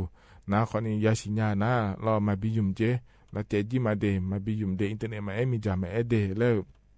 เธอรู้จากกะโดเลยงานเดนัททีอานะร้อยเนียวแล้วก็ง่ายอย่างเดือดถ่ายในยุคตีเราอย่างเดียวที่น่าเขาก็แก๊งคอเซ็นเตอร์แล้วก็เดือดชาวบ้านเนี่ยมีจะบีอยู่มั้งนะเขาก็ชาวบ้านเนี่ยเดือดเนี่ยน่าจะไปอยู่บ่อยเดย์แล้วธุรกิจง่ายเดย์เนี่ยเดย์มีในหัวหน้าเขาเนี่ยเดือดในยุคตีเนี่ยจะโดนเลยหรือว่าเราอย่างนี้จะการเอกาได้ไหนในบีซีบีก็เลยเดย์เนี่ยเดย์นั่นเธอก็เอกเงี้ยเราอย่างเนี่ยแก๊งคอเซ็นเตอร์เธออยู่มันก็มีดื่ม那哈好那台出下面也呢，他个掉那个把眼窗เลย掉没事啦，他老也呢台多呢眼面呢，啊呼把一个拿了也呢天那马西那面呢，啊从那必须呢，了他个用药的话你做咩也呢，了还后面看实多呢，个比如呢嘛的了了也呢一块呢还一多呢啦，嘛个啊就把。ชนเนี่ยแหลมทากาล็อกแก๊งคอร์เซนเตอร์แล้วก็เธอเนี่ยแหลมทากาอย่าจอยเนี่ยคัดที่คัดเทียมมันน่าคนนี้เดียวโลเฮลขาโลแล้วเราอย่างเงี้ยนั่นมาเธอมาดัชมิเนี่ยล้อเฮลขาก็มาดัชมิเนี่ยก็เธออย่าเลี้ยวขอนี้จอขอนี้นี่ว่าทุกมันเงงอย่างเงี้ยล้อเนี่ยที่มาสิญญากันเนี่ยอย่างเงี้ยสิญญากันเนี่ยล้อเนี่ยถ่ายจุดหาไม่ซื้อยาซื้อละแม่พัดสิญญากันเนี่ยเนี่ยวิ่งอาเจอย่างเงี้ยอาจจะมีเนี่ยงานแล้วก็น่าพิวสดายอมหยาเนี่ยยากันเหนือเกินมีเนี่ยเนี่ยเราถ่ายช่วงให้ไม่ซื้อยาเดี๋ยวมาจริงก็ทีหลังแบบไม่ซื้อยาหน้าเห็นน้องให้มีแบบเขาไม่แบบบินเนี่ยมาเดบลาสิเพิ่มมากินเดแล้วมาเสียเราเนี่ยจะมีล้าเราเนี่ยเดทั่วโลกจะมีล้าเนี่ยเราบีอุ้มงานเจเลยอย่างนี้เราแต่ที่มีเนี่ยเราเฮก็เฮเดอถ่ายช่วงหาโยยาสั่งงานแล้วขอมันเหนือเกินอ่ะเนี่ยเฮตัวชุนเนี่ยเกิดมาเดเราเนี่ยเจริญเนี่ยดันหัวเขาเนี่ยนี่เช่นอะไรเขาก็ถ่ายมีของเราเขาอย่างเนี่ยคนเลยงาเดียเนี่ยเดี๋ยวถึงก็แก๊งคอเซ็นเตอร์แล้วคู่ถึงก็ปล่อยเป็ดเขาไปเนาะบางแบบก็แก๊งคอเซ็นเตอร์แล้วคู่ถึงก็เนี่ยก็มุ่งเยอะเดือเนี่ยจุดที่มาอยู่บางพายงาก็เดือขอเนี่ยจีอ่ะไม่เดือนะก็น่าขอนี่เราเนี่ยเดือถ่ายช่อหาละจ่อมีแน่เราเนี่ยถึงมีแน่เนี่ยเดือนตาช่อหายงานเราเกินหมดเนี่ยเดี๋ยวส่วนมาเขาเราเนี่ยอยู่หายังชอละนะถ่ายจังอีเดียที่ว่าใช้ยากาถ่ายช่างว่าสามารถกันนะส่วนว่าสักการะยิ่งอยู่ที่น่าล้อพูดถึงอย่างนี้มาก็ชอบหมอแต่พันอย่างงี้เสียยุ่งมาจะเหยิ่งทาราที่ยิ่งเรานี่ยิ่งทาราล้อยิ่งอยู่แต่ก็เธอเดินเนี่ยเราถ่ายช่างเธอเดินเนี่ยมายิ่งเนี่ยสัตว์แต่เนี่ยก็เนี่ยเนี่ยเธอเดินล้อยิ่งอยู่เธอเดินเนี่ยไม่ซื้อเนี่ยเหรอชอบสัตว์อยู่จ่ายจีเนี่ยราคาเช่ๆจ่ายไม่เธอเดือดล้อยิ่งเนี่ยเหรอขวานเนี่ยก็ไม่ซื้อเดือดมาเดเนี่ยนี่เพียงเธอเนี่ยที่เรานี่ปลาเนี่ยหมวยเนี่ยยิ่งหมวยเนี่ยอยู่มาเดและเดือดร้อยเนี่ยเลยมันถ่ายร้อยเนี่ย这个头头那比苗家见了天那你们年有哈了有对账和你着来了也有特别的也有的和个和对啊老也有他讲他讲嘞了天个saya ga de ya ga de akala no ma jodu la ma jodu le ya ka ngala nga ma si nyami no e khon ni thia na kholo chola na tham ide ta jang ide le lo ene ko ne mo mi ye nyen ibaya gu ha ye nyo lo tinam ina makala ko tina kala me yo ha makala inum ne makala ko ne yo ha ye ni lo yo ha yo la kholo le kala me ye nyo timina tham ide ta jang ide ye nyo de a hna ko ne adam ba yam ho la kholo ye ni ne thon jwen ne jaga aka da ne ne bi si bi ga ko de ye nyo ga na ne da cha tipum le phana ha da ma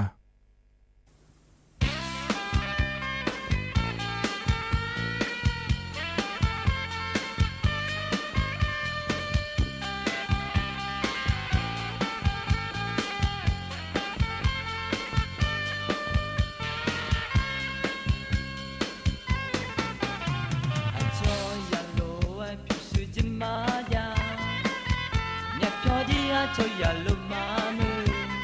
eluma nga hatiga cho done ti jimata lenya nga hai yo lai a cho elanga cho do mi ya se su e jonga nga hatiga yo je mia mi ya ga ma se nya ni jonga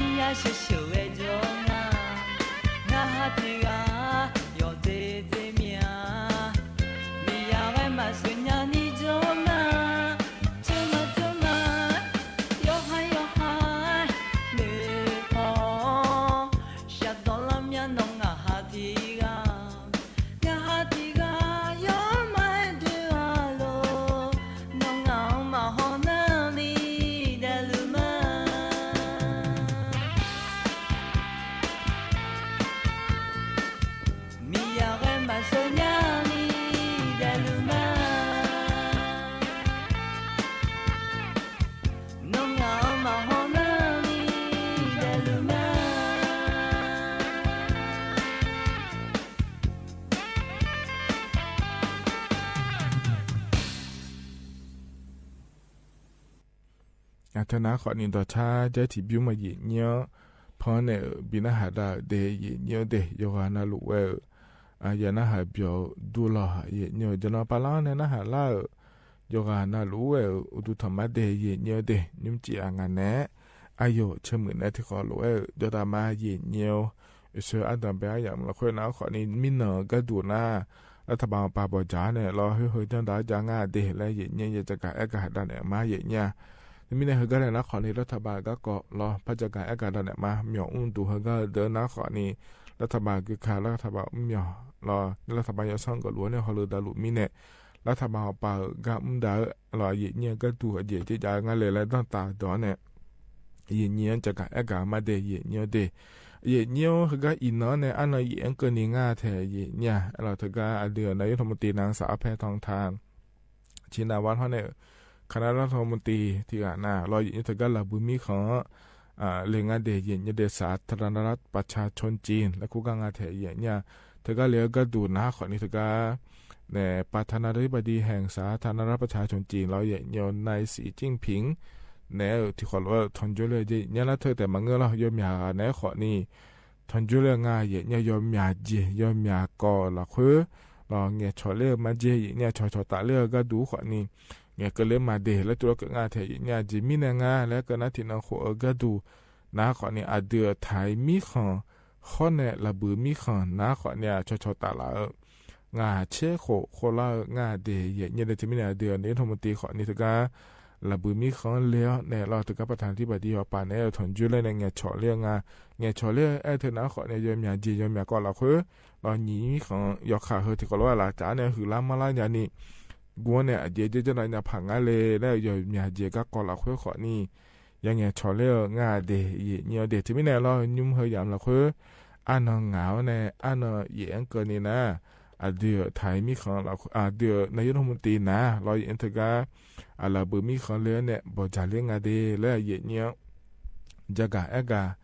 ดานเนี่ยบิสิบิกาเลเดเย็นเนี่ยเดอันนั้นใจที่เกาะเรายุ่มจีก็จะกะเอกาดานเนี่ยคือนะขอนี่อินยุ่มนะเราก็บอกปะขอนี่เหฮาเลยยอมยาเนี่ยยามองาเย็นเนี่ยเราอินยุ่มเฮกาเจ้ามาเมื่อเราคือขอเนี่ยเราบางมันขาก็ขอเงินก็จะก็ด้วยก็มาพัมมอลาเนี่ยเปียแม่เย่เนี่ยเราตั้งตาปากขอเนี่ยแม่ก็ขอหัวสาลูดูกูเทมือเราค่อยมาจะเดือดไม่หูเนี่ยฉลาดแม่เย่เนี่ยหูหาแล้วแม่ดาล่างอ่ะเจแล้วเราเนี่ยเธอมีเนี่ยเย่เนี่ยเธอก็อยู่มือจะซาดัวปาเรากระทรวงสาธารณสุขปาในเย่เนี่ยจากการเอกาเกิดยังไงเดยังพายยังไงเดอายุเรายังพายยังไงเลยและนาขอเนี่ยรอเย่เนี่ยไอ้ยี่ที่นาเมื่อเราคุยย้อนเนี่ยเราย้อนเลยนะขอเนี่ยออกกำลังกายเธอเรากาซาเนี่ยขอพิวไปได้ลบหมดเนี่ยเลยและนะขอเนี่ยอีกคนเนี่ยมาอีโดมินาเราเดี๋ยวแม่ชดเชยเขาเจอินยุ่มาดูมันเนี่ยจ่อดวงอุ้ยแล้วยอมอย่างนี้จ้าก็ดูง่าโลแล้วเราเย่เนี่ยยุ่มเบอร์เธอกันนักยานาเราแอปพลิเคชันแล้วคู่งานเราเย่เนี่ยอุ้ยแล้วยุ่มาดูมันเนี่ยจ่อดวงอย่างนี้จ้าง่าเลยเราช่วยอย่างเดือดแล้วเนี่ยพางง่าโลแล้วชดเชยอย่างอย่างง่าเย่เนี่ยเราที่นี่เนี่ยรอเย็นเนี่ยจะแม่ชดเชยเขาเนี่ยมึงนะถ้าอีโดดีคนเนี่ยดีแล้วตัวก็ไม่เนี่ยก็น่าออกกำลังกายเถอะนะขอเนี่ยอีกข้างละคุยย้อนในขอเนี่ยจะยังแม่เย็นยังมาดูขอเนี่ยอายามจะนะแล้วอีกข้างละคุยย้อนในออกกำลังกายเถอะจะมาเย็นเนี่ยที่มันยุ่งหยามละคุยเราอุ้ยแล้วเขาเลยอย่างนี้จังเงี้ยนะขอเนี่ยเงี้ยนะขออีกข้างละคุยจะเดย์เย็นเนี่ยออกกำลังกายเอาไปจะมาเดินนะล้อน่าเย็นเนี่ยเธอเนี่ยออกกำลังกายจังเงี้ยที่น่าร้อยเนี่ยอุตสาหปะอุ้ยอาจจะหาแล้วจะแบบนี้เนี่ยอายามจะนะขอนี่อายามพันอุตสาหปะโลแล้วขอเนี่ยจังงานเนี่ยเย็นนี่ละเธอก็อยู่หาเนี่ยอยู่จนเราอีดัวขอนี่อยากของงานเราแฮอินว่าเขาก็เดี๋ยวอุ้ยหาแล้วอย่างละงานเลยแล้วเราช่วงงานเนี่ยก็เราเนี่ยแล้วเนี่ยไปอีดูน่าอุ้ยอาจจะอย่างอะไรหาแล้วอาจจะอย่างอะไรอีกข้างหลังคุยจนเนี่ยขอเนี่ยจังไม่เดย์เย็นเนี่ยเดนะว่าการกายจังนะคนนี้อยู่หามาดูอยู่หายชดเชยงานเดียเนี่ยเดสาก็อีที่ล้มเนี่ยล้มมึงนะคนนี้สามก็มือเหนียวชิวๆเนี่ยล้วยด้วยเนี่ยล้และคนนี้อยู่หารออย่าซาซอหอเนี่ยอย่าชดเชยงานในอย่างนี้แล้วเนี่ยไปดูเนี่ยการกายเธอเจอเนี่ยเรามากันเลยเนี่ยเราสามก็เดินช่วยเนี่ยเลย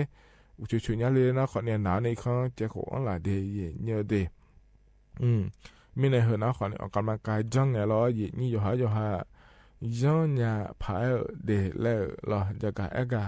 ดานเนี่ยบิสิบิกาเลเดเยเนียวเหตุนะคนนี้ต่อลุลอนิมจิเอกาเยนี่เนี่ยทอนเจเนี่ยจะกะเอกาดานเนี่ยบิสิบิกาเดเยเนียวเดกาหนาเนี่ยแต่ชัดทิบิมเลพนะหาดามาเยเนียว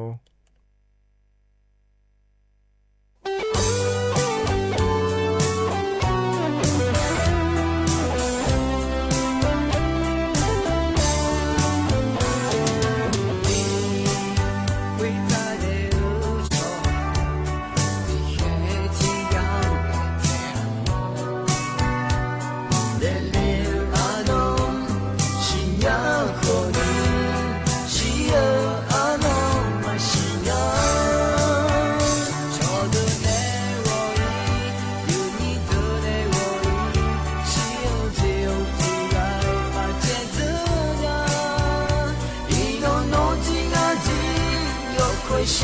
你的，让它必须你。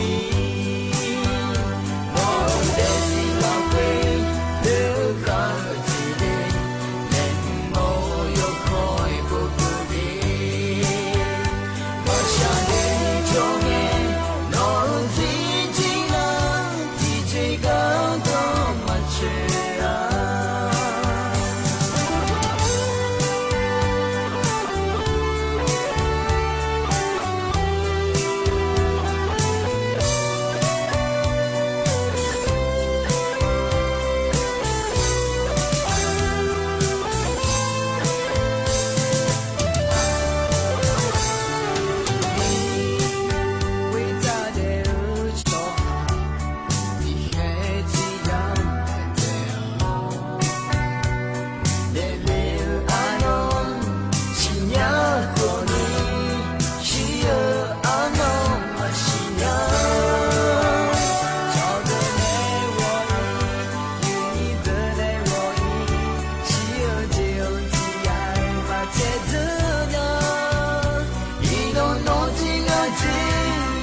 下你的啊，让家的是你，我的心浪费，别看见你，连我有可以不的，啊，下你中间，我自己呢，自己搞懂嘛去啊，我的心浪费，别看见你，连我有可以不的，啊，下你中间，我自己呢，自己搞懂嘛去啊，我自己记得啊。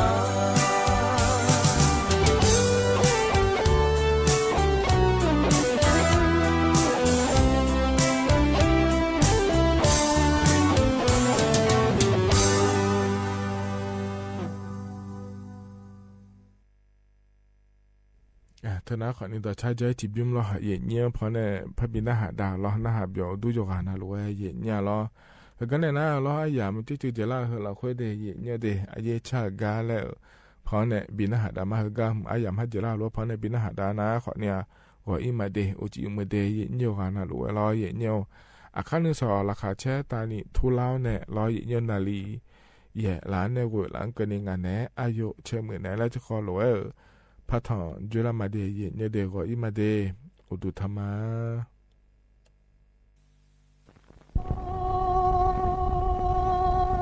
不但俺下巴啦，放个冷那个啊，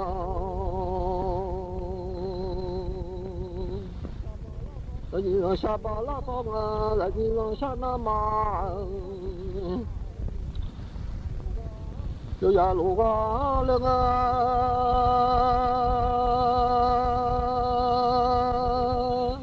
là tu yo de na ti ga mo ma bo mo nya la ni lo nya le ngai po ma ma tu ti ga ni nu ma ngai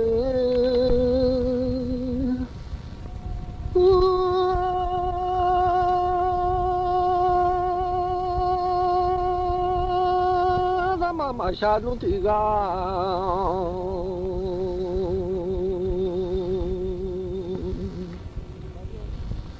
ni ma yo le nya la nga bo ta ba le yo la nya hu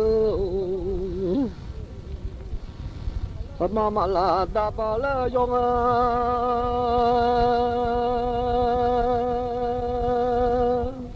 ga ma ma sha ta ba lo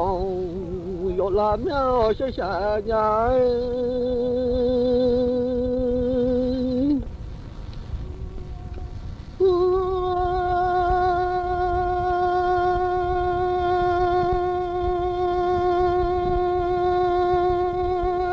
要做的说，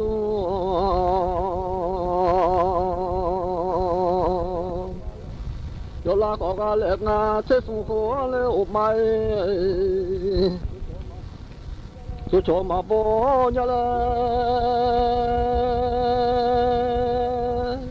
还是在下正啊湖。我个这个可让马下叫嘛不来伢了，你拉面了。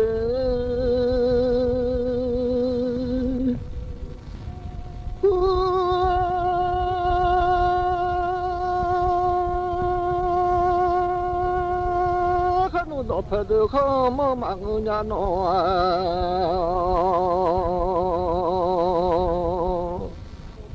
我做到不能好忙忙，我下到拍了啊，你好忙啊呀啦，我妈妈做呀，但你好么啦呀，我谢谢呀。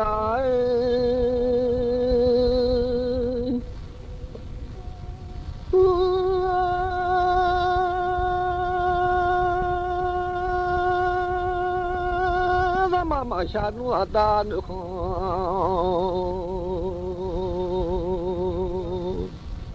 不个来我不请你妈做老家来的，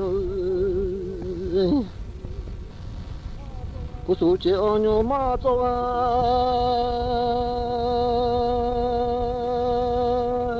不输叫牛马走叫马波来伢嘞，不输叫牛马走叫要拉伢哎，要谢谢伢哎。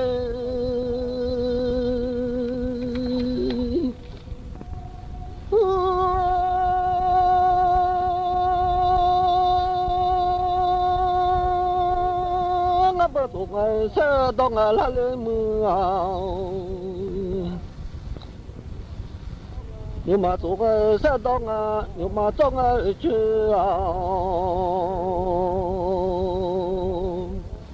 lên bộ thạc lên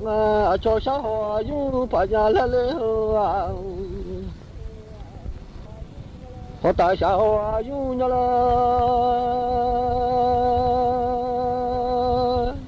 xã hội yêu mà yêu là nhà lên làm nhà đi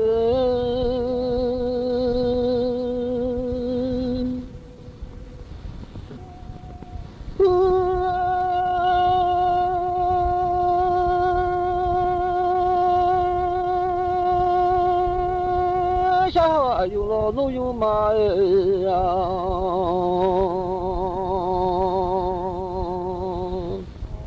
dùng người ta có liệt nghe đã mà cho như mà phụ khang ở mà ngơ nhà lẽ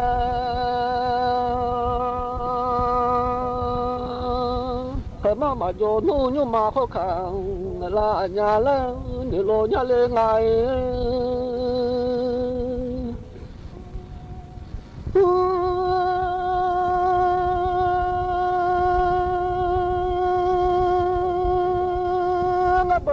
ya ma hunga mi loa jo suma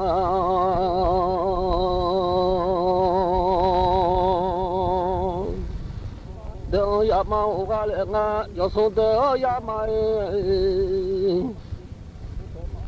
u cho ma po nya la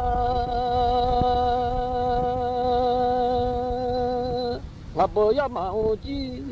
se lo da lo la nya de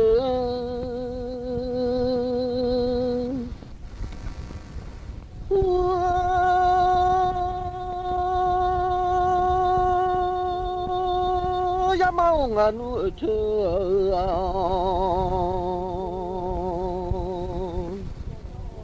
le bỏ ta ga le nga cho xã hội ya phải ra lên nhà mưa có tại xã hội ya nhà la xã hội ya nu ya mà dùng là nhà lên ta mà ya mà còn ở mà người nhà lên là nhà lên ngày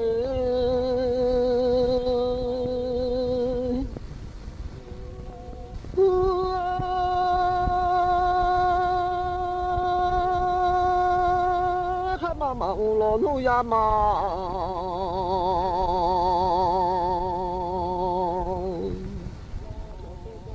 còn là anh nhà là cho số de ya mà u cho yo la nhà la nga cho số de ya mà wo ya i se ba nga na ti zum lo yo la anh nhà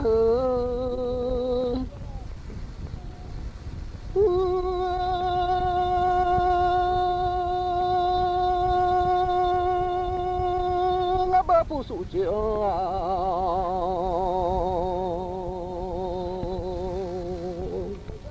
我嘛做个来啊，不输我家酒，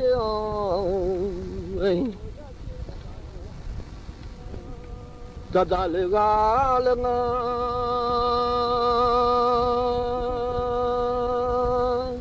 可都说一路没马得多，要拉伢啦，可都说一没妈妈多。người nhà lên người làm nhau sẽ xa nhà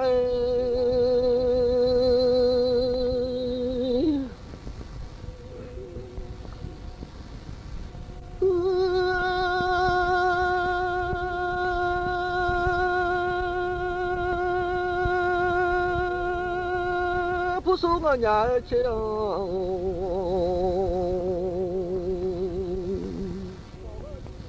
cha cha lên để bà cho cái gì à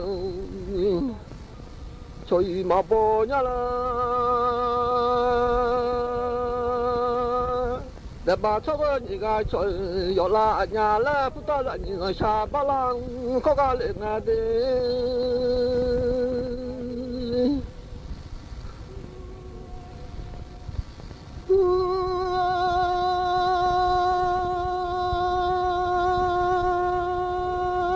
니가 샬라 누나마요야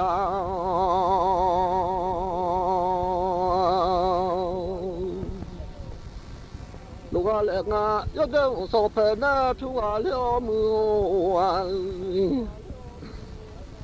요드마무 소패나 추가려 요드미 토티죠 샬레 아마야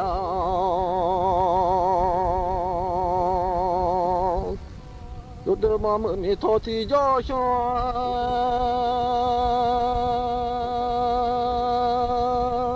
thọ bị dỗ ba lang khó lừa ở nhà lẽ đi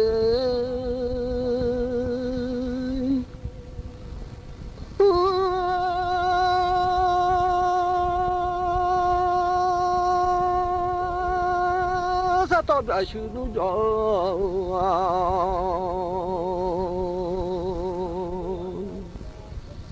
giờ lỗ lừa ở nhà là giờ đêm mà mưa mi thọ thì cho số giờ đêm mà mưa nhà là đồ thà đồ là mà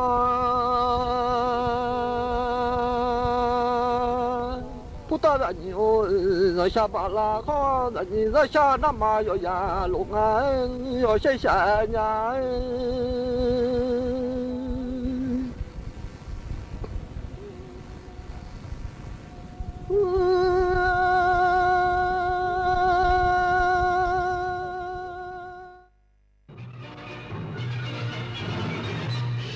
สถานีวิทยุกระจายเสียงแห่งประเทศไทยและเครือข่ายทั่วประเทศเสนอข่าวต้นชั่วโมงรู้เร็วรู้จริงเกาะติดทุกสถานการณ์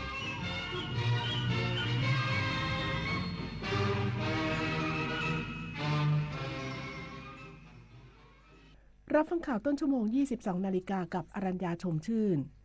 ปปช.ระบุต้องตั้งชุดเฉพาะกิจเพื่อตรวจสอบและป้องกันการบุกรุกพื้นที่ป่าไม้อย่างมีประสิทธิภาพอีกสักครู่กลับมาติดตามรายละเอียดค่ะ ถนนดนตรีไลฟ์เดือนกุมภาพันธ์การกลับมาของเสียงเพลงความหวังความรักกำลังใจกับบุษภรัตน์พันกรวีแดงโฮปพร้อมด้วยลูกโซ่ลูกศรและเพื่อนๆปิงปองศิรศักดิ์น้ำข้าวเกลือที่ตาลชลีวันศุกร์ที่ 21 กุมภาพันธ์ 2568 เวลา 18 นาฬิกาณห้องออดิทอเรียมอาคารศูนย์ปฏิบัติการถนนวิภาวดีรังสิตดินแดงติดต่อเข้าชมโดยไม่เสียค่าใช้จ่ายได้ที่ Facebook ถนนดนตรีเรายังเป็นนักเดินทาง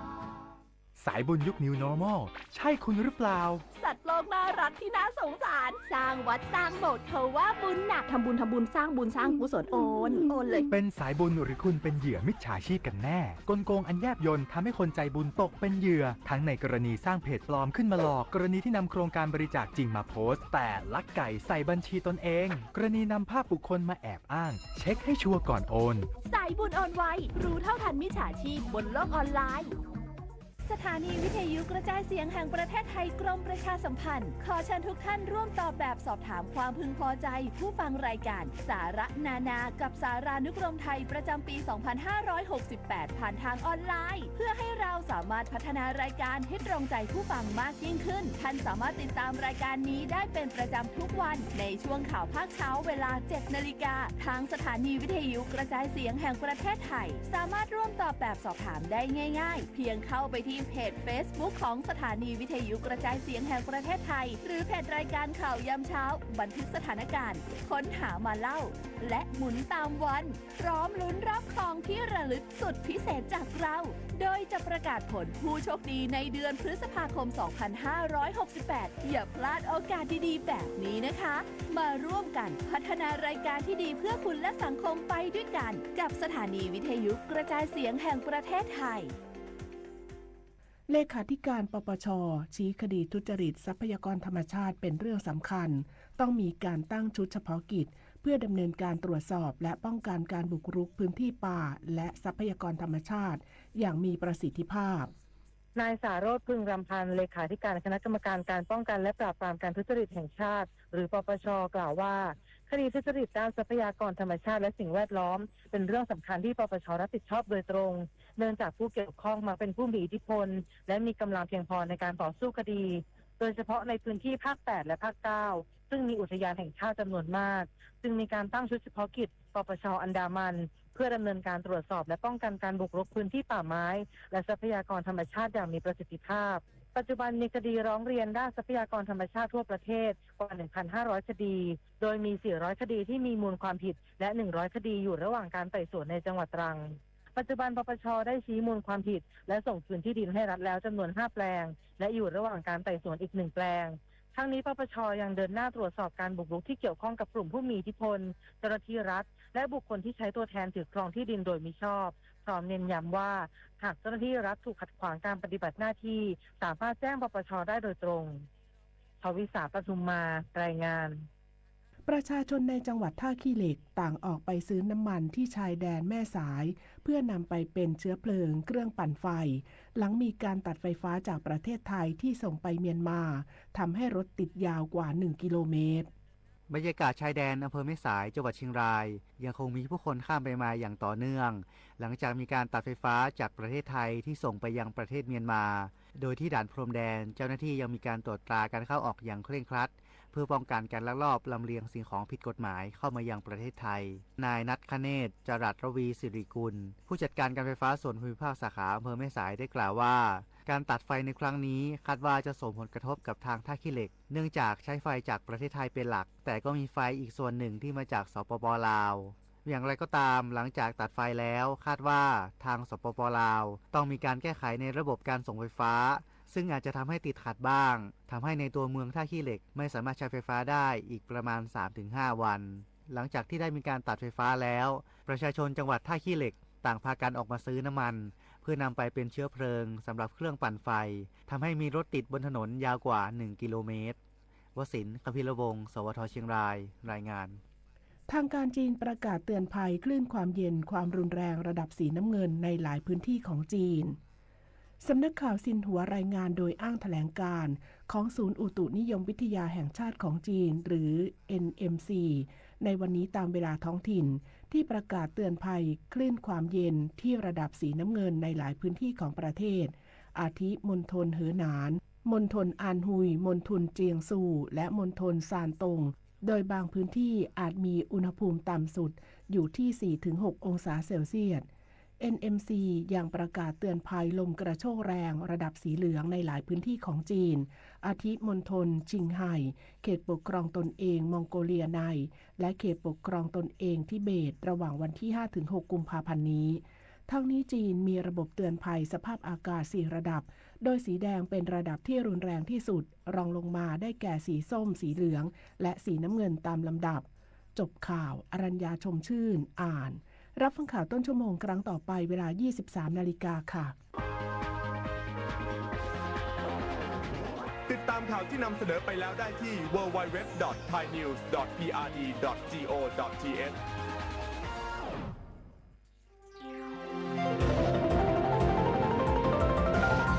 วิทยุแห่งประเทศไทยให้ความรู้คู่ความสุข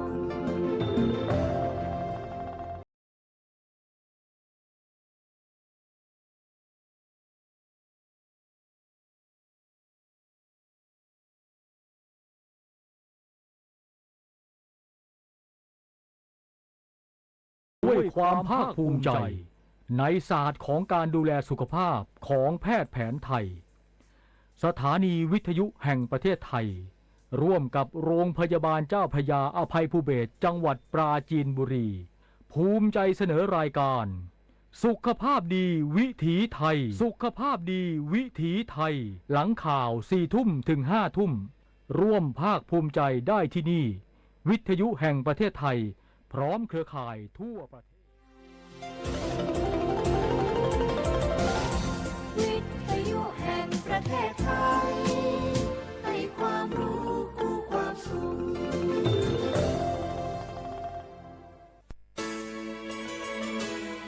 สถานีวิทยุกระจายเสียงแห่งประเทศไทยจังหวัดเชียงใหม่ AM 1476 กิโลเฮิรตซ์ สถานีวิทยุภาคภาษาชาติพันธุ์แห่งเดียวในประเทศไทยที่มีความทันสมัยเชื่อถือได้สร้างอัตลักษณ์กลุ่มชาติพันธุ์สู่สากล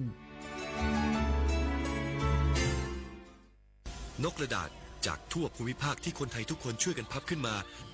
ส่งไปแจกจ่ายให้กับพี่น้องชาวไทยใน3จังหวัดภาคใต้ย้อนกลับไปเมื่อปี 2547 รัฐบาลในสมัยนั้นมีแนวทางยุติความรุนแรงด้วยการเชิญชวนคนไทยทั่วประเทศพับนกกระดาษกว่า 62 ล้านตัวนำไปโปรยจากเครื่องบินสู่พื้นที่3จังหวัดชายแดนใต้เพื่อเป็นสัญลักษณ์ถึงการรวมพลังของคนทั้งประเทศที่ได้ส่งแรงใจให้กับคนในพื้นที่จังหวัดชายแดนภาคใต้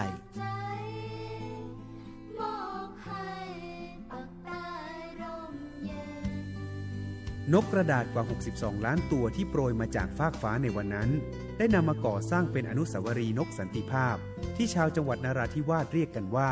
วงเวียนนกผ่านมาแล้วกว่า 20 ปี อนุสาวรีย์นกสันติภาพยังคงตั้งตระหง่านและกลายเป็นสถานที่จุดเช็คอินของนักท่องเที่ยวแม้ว่านกสันติภาพตัวนี้จะไม่สามารถส่งเสียงได้แต่ก็คือสัญลักษณ์แห่งความหวังด้วยหวังว่าวันหนึ่งบ้านเมืองจะกลับมาสงบสุขและมีรอยยิ้มอีกครั้งสันติสุขชายแดนใต้สร้างได้โดยสันติวิธีโครงการสร้างความเข้าใจและประสานความร่วมมือทั้งในและนอกจังหวัดชายแดนภาคใต้สำนักประชาสัมพันธ์เขต 3 กรมประชาสัมพันธ์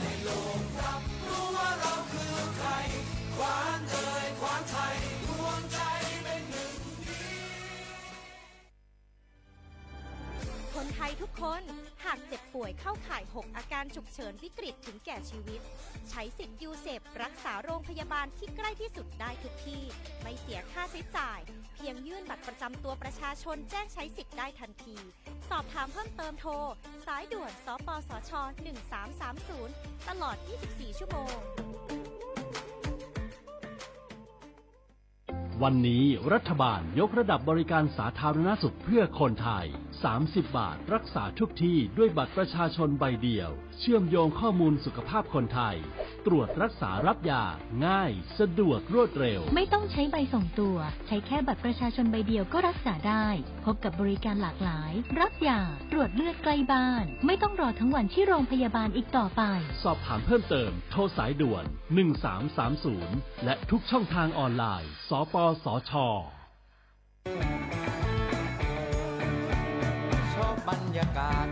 มาพี่ชนแม่วันนี้ปาร์ตี้กันให้สุดๆกันไปเลย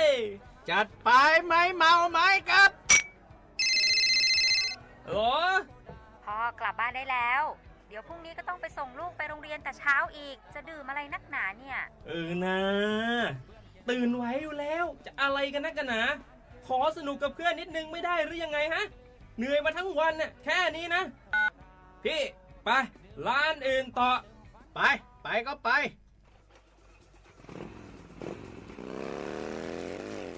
เฮ้ยพี่ทำไมรถคันนี้มันขับช้าจังเลยเนี่ยแซงไปเถอะแซงเลยแซงไฟแดงอ่ะฝ่าไปเลยพี่ตรงนี้มันไม่มีกล้องไม่โดนจับชัวร์เอาวะไปก็ไปเฮ้ยพี่ระวังรถ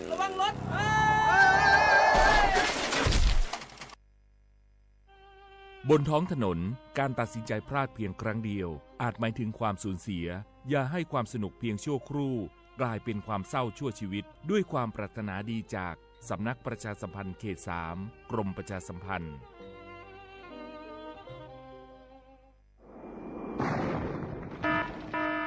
เจรอนเก้งใหม่ย้อนตั้งโฮมมือกูฝ่ายเงื่องแวลองเผาป่าไม่เถินคือไห่สุนตอนตาที่ลดย้อมหมอกก้อนกล้องในจันล้มจอมหนังคอปืนเผาไว้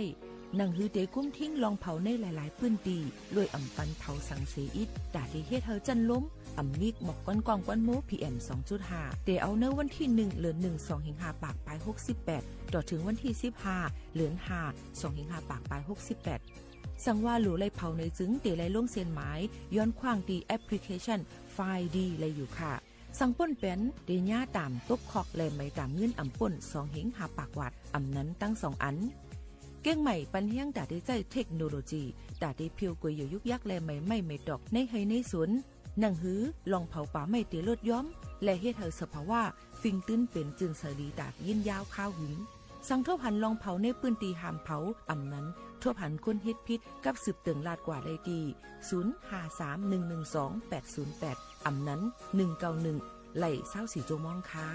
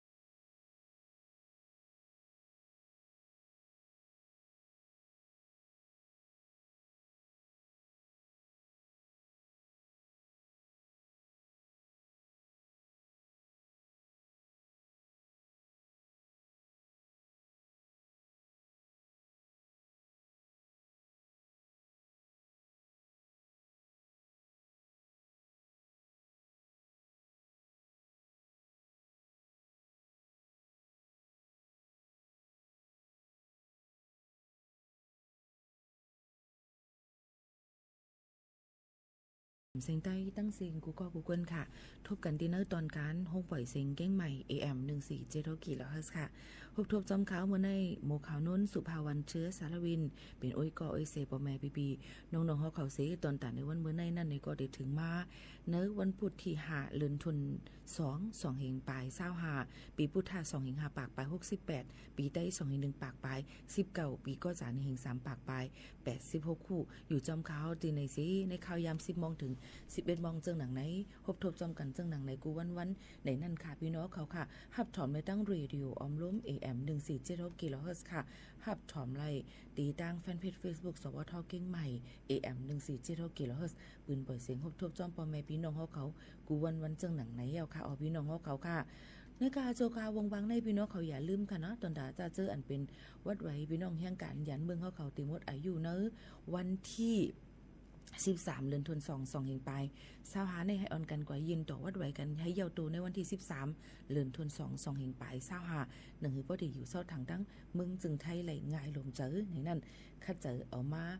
ฝากตวนตู้ถึงปอแม่ปีน้องๆเขากูก็กูก้นตั้งมดตั้งเสียงหนังคือบ่ได้คือตันขาวเงาหนังคือบ่ได้ฮู้นะคะหลายลองหลายอันหนังคือบ่ติ่มใจก้นตกหล่นนั่นนี่ค่ะเนาะอันนี้ก็เอามาฝากตวนตู้ถึงปอแม่ปีน้องๆเขากูก็กูก้นให้เล่นยินถ่อมจ้อมกันค่ะโชกาวงวางในค่ะยังดึกเดมีลมกันลมเย็นพัดเป่ามาจอมตาเฮอสันลอยที่สูงบางพื้นที่อยู่บางทีก็ติกัดน้ำเตื้อมาบางทีก็ติอำปอกัดด้วยกะลมติพัดเป่ามาแห้งรูลมติถึงป้ายอยู่ลีกันนั่นคือบ่ได้อยู่ลีกินวันกัดเย็นเสื้อสากันนั่นในข้าเจอเอามาฝากตวนจนถึงปอแม่พี่น้องเขากูก็กูก้นอยู่ค่ะฮับถ่อมจ้อมกันปันตั้งหันถึงกันเข้ามาเลยค่ะเนาะพี่น้องเขาค่ะโยก็เขาค่ะมาด้วยในค่ะยามพองตาเหลวนั่นในค่ะเนาะภายตั้งเพียวมุ้ยปักตายามเมากำปืนก็เปิดในห้องลองมันกึ้มในนั่นค่ะเกี่ยวกับไปลองทางเฮียนตอนดาดีเผาเป็ดลองยาเมากำอันเป็นของกลางที่ยอบมาเลย27 ตันในค่ะโยก็ที่ให้ปอแม่พี่น้องเขาถ่ายทอดไลฟ์วันพี่น้องเขาด้วยเนื้อวันที่6เดือนเฟบรุรีอันจำเตถึงในนั่นค่ะเอาพี่น้องเขาลองตั้งเส้นในก็ตีเลยว่าหนังหือบ่ได้กวาดล่างเพียวมวยเป็ดลองยาเมากำเจ็มจังหนังในค่ะเนาะก็ตีมาฝากตอนทุกถึงกันแทงอันนึงเลยเส้นนั่นมาในค่ะย่ำพองจะเหลียวจะเจออันเป็นบัญชีมาเนี่ยเน้นก็ก้นอันกว่าเปิดหมายเย่เงินเสียทำกว่าเปิดปันแทงต่างก็เจอเลยมันจะห้างตัวเจ้าเก่าเอาชื่อตัวเจ้าเก่ากับเปิดปันนั่นนะคะเพราะว่าพบทบยาจังไหนนะตีย่ามือตามเงินแล้วตกขอกันเนาะพี่น้องเขาค่ะยันบอกว่ามันเป็นลองพิษปักเปิงหมายมีหรือเสียนั้นพี่น้องแห่งการเขาพี่น้องเขากูก็อันเปิดไว้หมายเย่เงินปัดไว้หมายมันเหยก็หมายเฟินเหมือนกันเจมส์ในพี่น้องเขาทีไรกว่ากับสืบจอมทีเย่เงินเจ้าของธนาคารที่เย่เงินพี่น้องเขากับเปิดไว้นั่นเฮาเฮ็ดให้มันถูกแม่นสังมาเฮ็ดถูกแม่นในจึงตีใจไหลยาวค่ะนะลงตั้งอันนี้ก็ลำลองแหละเยาก็เปิ้นก็กวาดล่างแบดลองก้นอันเหตุการณ์พิษปักเปิงหมายมีเนื้อออนไลน์และการเปิดหมายเย่เงินปั่นเปิ้นถังก็ใจโอนเงินลอยเงินเสียเฮ็ดพิษปักเปิงเอาเงินก็ใจเลยลองตั้งอันพิษเต็มจังไหนมันมีตดตามตั้งตกขอกป่น3 ปีเต็มจังนะคะเยาก็ไม่ตามเงินก็ในโจกาปีป่นมาในเปิ้นก็ตียอบกว่าไรปิดกว่าไรหมายเย่เงินตั้งหมดเดียว1,600,000 ปลายหมายเย่เงินค่ะนะลองตั้งอันนี้ก็ตีเลยว่าฟังกันไว้ตอนพี่น้องเขาจะเจอว่ากับเปิดปันวันที่มาเอากว่าใจแลเจ็มเจ้าในค่ะเนาะเพราะว่าหมายฝนและหมายเย่เงินเหมือนกันเลยอันเดียวกันเจ็มเจ้าในเปิ้นก็ติดตามยก็ตีปิก8 กำเหลวหรือเสนั้นก็สังว่าติร้อยเงินกว่าตีเลยตั้งไรเปิ้นก็ติฮู้ว่าติต้นตั้งเป็นที่เพอปลายตั้งเป็นของเพอเจ็มเจ้าหนังในหนังหือบ่ได้ลดย่อมลองจุ่มออนไลน์การเล่นการลองการต่อรองเนื้อออนไลน์การเฮ็ดการจ้าแผ่นจำเจ้าในค่ะเนาะลองเฮ็ดปักพิษปักเปิงหมายมีจำเจ้าหนังในค่ะอันนี้ก็เอามาฝากตอนตัวถึงพี่น้องเขาเจ้าหนังในค่ะเนาะเยอะก่อนหรือเสนั่นจอมพ่องหลวงตั้งเมืองจึงไทยนางสาวไพทองทานชินวัฒน์นั่นเนี่ยก็สั่งเจอว่าฮบทบและมีจุ้มหยอกเลี้ยนจ้าแผ่นเนื้อออนไลน์เจ้าในค่ะเนาะก็จอมเดียนลิ้นเมืองมานเมืองเขเมืองลาวจำเจ้าในก็ปืนก็ติดตัดแปดไฟกับเร็วในนั้นค่ะก็ว่ามันเป็นเพตอนดาก้นจุ่มอันตีมยาถูกหยอกเล่นกูย่าเป็นอยู่ถึงเจ้าหนังในค่ะพี่น้องเขาอันนี้ก็ลำล่วงเต้ๆในนั้นค่ะพี่น้องเขาก็มาฝากไว้ปันเอามาได้เป็นรองการยาเมากำเอามาได้เป็นรองการหยอกเล่นเนื้อออนไลน์แกล้งคอเซ็นเตอร์เอามาได้เป็นรองการกล้าขายก้นจำใจเป็นกติคัดเจอตัดเป็ดยก็ผิวมวยกวาดล่างเป็ดไหมดนั่นค่ะเนาะหนังคือปกติล้ำแพร่ล้ำกว่าไรไก่นั่นในนั่นค่ะนี่ก็เอามาฝากตอนทุกถึงพี่น้องเขาให้เล่นยินถ่อมจ้อมกันเจ้าหนังในแทงค่ะพี่น้องเขาค่ะหรือใส่ถ่อมด้วยเพ่งก็มาหูถูกใจกันก่อนค่ะจนขึ้นมาอุบโอ้จ้อมกันแทงกำหนึ่งค่ะเนาะ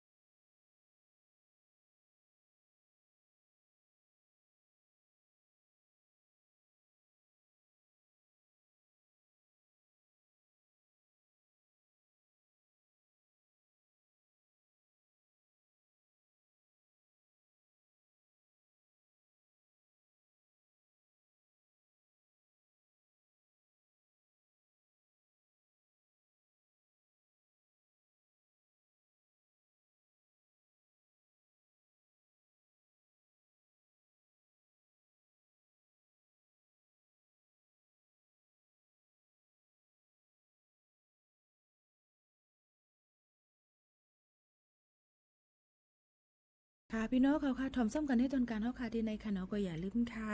ว่าพี่น้องเขานั่นเนี่ยค่ะนาการกูว่านั่นเนาะค่ะเฮ็ดอยู่นั่นเนี่ยค่ะจ่องเขาค่ะไล่จังมันหือจ่องเขาค่ะเฮ็ดมีทั้งซื้อหือเนี่ยค่ะมันก็ว่าเฮ็ดกว่าให้ไล่เงินเดือนกุ้ยกุ้ยค่ะอย่าลืมค่ะว่านาการอันที่เขาเฮ็ดไล่ลีเสียเปิ้นเป็นนาการอันที่เขาขาหักนั่นเนี่ยค่ะโยก็เขาขาหรูเลยมีลองการวางแผนค่ะเนาะว่าเขาขาเฮ็ดจำได้จังมีลิกินเกียนซึ่งคือมีวันลือกันซึ่งคือ1ปีหลายวันโยก็บ่เหตุการณ์ป่นข้าวยามโอทีเอาว่าท่ามนั่นจ่องเฮาค่ะได้ไล่เงินกะเฮียงเฮาค่ะหือตกลงกันให้หลีค่ะเนาะโยก็สังว่าเฮาบาดเจ็บอองที่เหตุการณ์ต้องนายจ้างต้องก่อนบัดนี้นั้นเป็นลุ่มล่าด้วยถึงเฮาค่ะหือเสียมจะไหนลำลองเต้ๆในนั่นค่ะพี่น้องเฮาเขากูลองกูอันอยู่ที่เฮาค่ะใส่เสื้อโยก็มีลองตั้งการวางแผนนั่นคือบ่ได้ครึ่งปองเฮ็ดสร้างไรหลีนั่นนี่ค่ะพี่น้องเขาค่ะก็มาฝากตวนจุถึงกันค่ะเนาะพี่น้องเขาค่ะเฮาค่ะที่อ่อนกันหรือเฮาหรือใจถ่อมด้วยลองตั้งหูนำตั้งหันกว้างอันทางเฮียนมาฝากตวนจุถึงปอไม้ปีน้องๆเฮาขอให้ลิงยินถ่อมจ้อมกันในตอนการที่ในก่อนค่ะนะตีมเป็นลองตั้งอีสังนั่นนี่เฮาค่ะสืบถ่อมจ้อมกันสิจงขึ้นมาอุบโอ้จ้อมกันเที่ยงในนั่นค่ะว่าปอไม้พี่น้องเฮาเขาค่ะ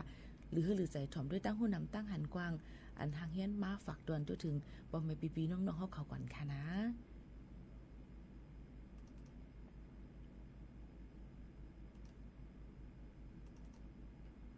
สังสว่าอะไรงิ้นทอมแจ้งลีแจ้งลีในก็หมอกรัดถึงกันเลยค่ะเนาะเฮาค่ะก็ห่มจมนะคะดอนดาดีอุโอยก็เตปันยินจมดอนดาพี่น้องเขาบันดังหันถึงกันเข้ามากกูซ้ำแสนเปิงนั่นจอมในนั่นค่ะพี่น้องเขาค่ะถ้าเจอใส่แย่งฝากตอนทุถึงกันเนี่ยก็อย่าลืมค่ะถ่อมจอมกันดีในจอมกันไล่นะคะกูวันข้าวยำ10 โมงถึง 11 โมงกลางเนื้อแลกลางค่ำอยู่เป็นอ้อยก็อ้อยเซปอมแม่พี่น้องๆเขาที่ห้องปล่อยเสียงดีในจอมกันพร้อมกันเจ้งหนังไหนค่ะนะปอมแม่พี่น้องเขาค่ะในก็เดเลยว่าเป็นที่ตั้งอันลีดอนแต่เฮาค่ะเดเลยมาฮกทบจอมกันเนี่ยก็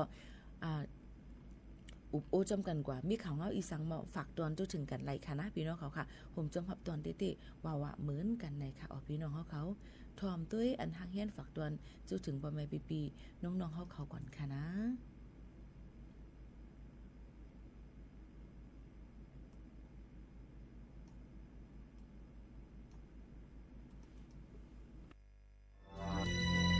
mở súng khá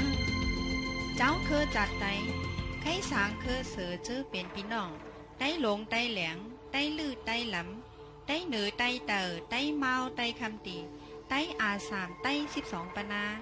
tay xá tay tỉnh tayขอนสุตาหล่อนหมอนเฮากูยิงใจเฮาเขามีน้ำตอนพรหลีนันขายาวคือใดคนใดยิ้มใจลูกแม่ใดตั้งหลายนอนมือต่างหูขอบขึ้นวนตัวลูก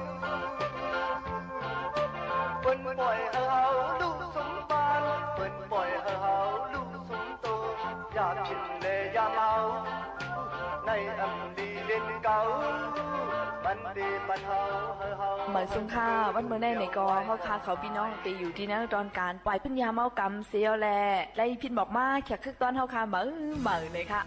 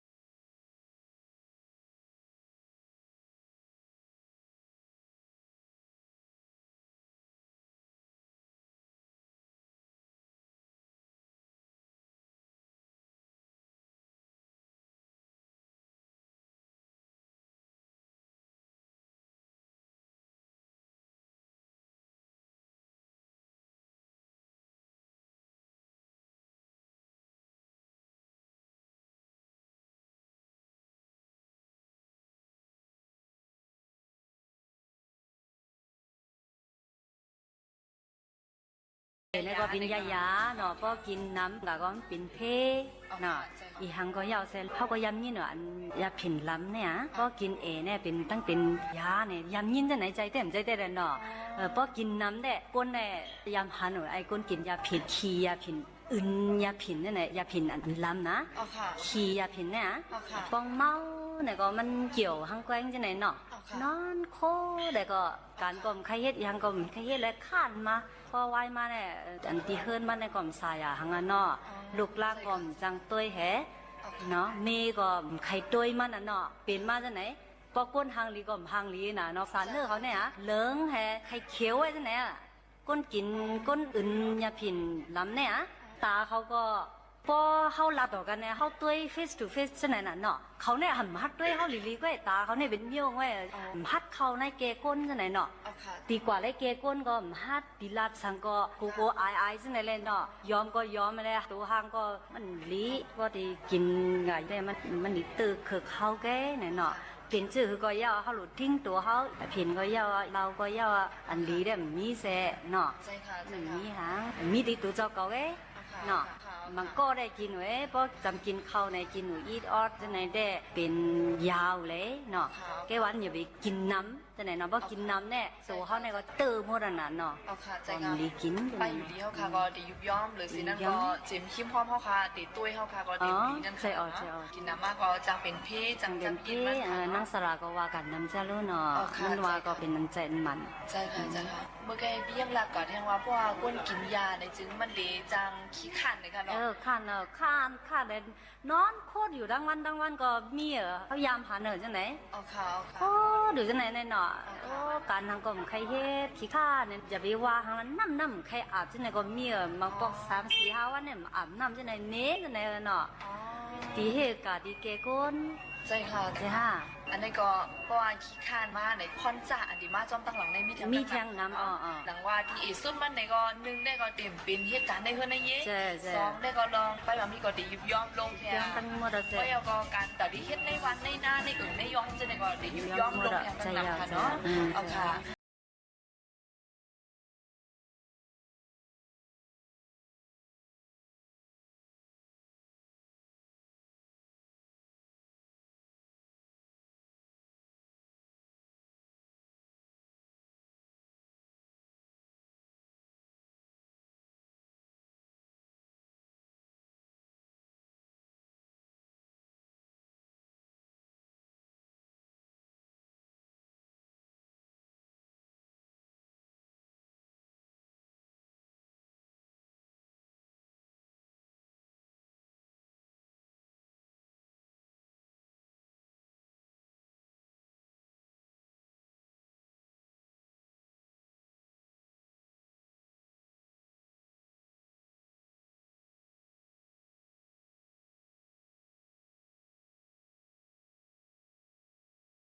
ลีค่ะอันเขาเฮ็ดนะก็เขาดีเฮ็ดไทยลีซะหือแต่วนจะแน่นตั้งเนาะค่ะปีได้ถังจะแน่นะปีก็บ่เฮ็ดกันยุ่งก็เฮ็ดไทยแคมแล้วจะแน่เนาะในใจได้มีจะแน่เนาะปีเปิ้นต้วยได้เป็นจะไหนเป็นจะไหนได้บิ่งฮู้เลยเนาะในใจปีได้วิเฮ็ดไทยลีทั้งหมดอ่ะแซ่ใช่ค่ะก็ในก็อันน้องไปไล่ถามพี่เฮาเสียเลยอันพี่เฮาใครย้อนสั่งย้อนลาดถึงพี่น้องใต้เกี่ยวกับเลยยาเมากำแน่มีอีสังแดงหมูค่ะเนาะอันลีนะเขาไม่รู้เฮ็ดน่ะน้อมใช่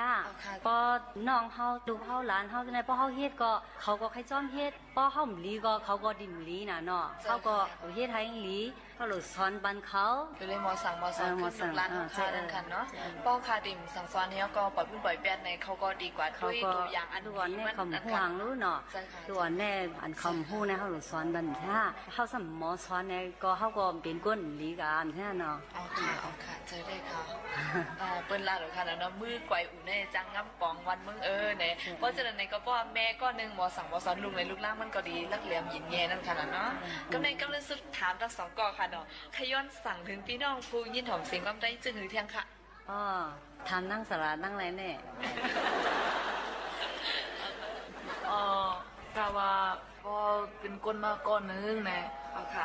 เพราะว่าเขาเป็นก้นเนี่ยค่ะเอาค่ะเขากึ่งมีก้นอยู่โย่เนี่ยค่ะเอาค่ะวนเจอค่ะวนเขาเป็นก้นมาในเขาเห็นเดียวสางเนี่ยค่ะเอาค่ะวันนึงนะมาเพราะว่าลัดลงจะคืนเนี่ยก็เพราะฮักจะคืนเนี่ยก็แต่จะคืนเขาในเขาเห็ดอีสังเขาเห็ดอีสัง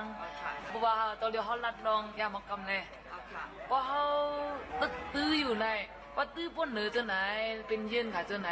แต่การเจอคือเขาที่เห็ดกำกะ เอาค่ะแล้วก็เขาดีสุกาเจเนอเรชันเขาในค่ะเนาะเอาค่ะก็ไหน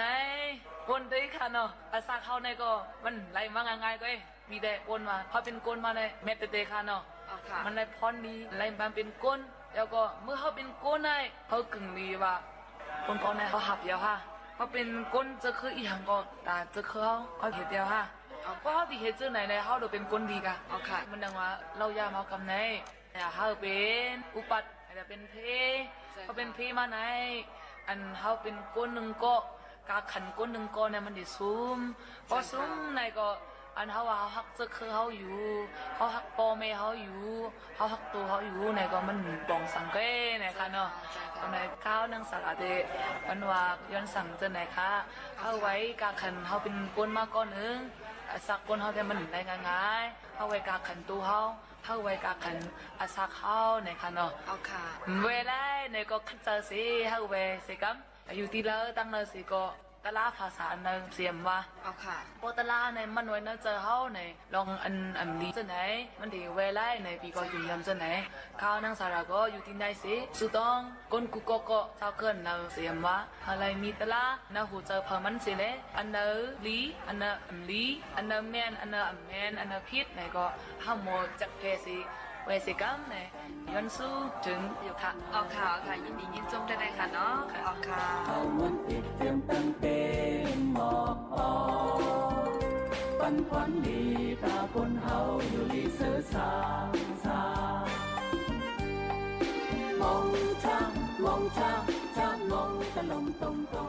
กำเนิดดีหมูขมิ้นค่ะขย้อนสั่งอีสังเพียงค่ะทีแรกห้องก็ห้องมันไม่อะไรอยู่กันลีหูขึ้นต้นเอาค่ะถุลีหูโตไปโตมันอยู่นานจ้าเนาะจำหนังปีเขาตั้งสองเลยมาซับแรงปันเลยมาบอกลาดเนตัวทั่วพังผ่าทั้งมันเกี่ยวกับเลยยามเอากับในก็เขาค่ะเขาพี่น้องยินจมขอบใจได้ว่าค่ะวันเมื่อนามาไหนก็มุงมองติเลยครบทบต้องถามแทงกำหนึ่งอยู่ในค่ะเนาะเอาค่ะยินจมได้ค่ะเหมือนสุขาค่ะสุขาที่โตก็ดีปน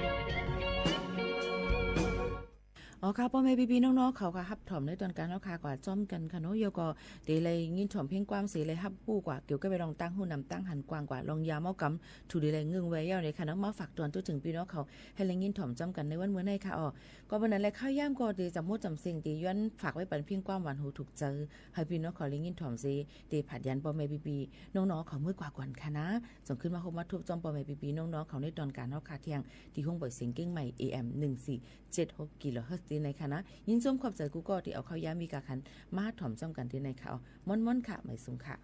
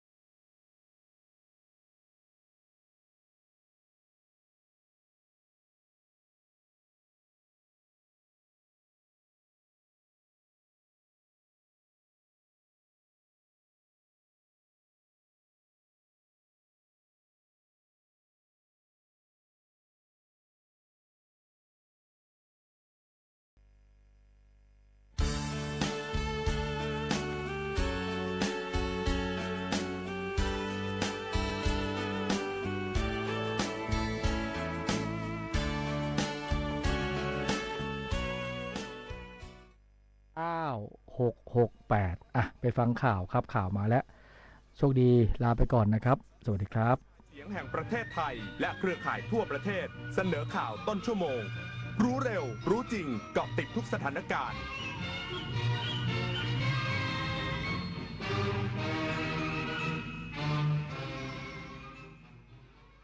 รับฟังข่าวต้นชั่วโมง 23 นาฬิกากับอรัญญาชมชื่น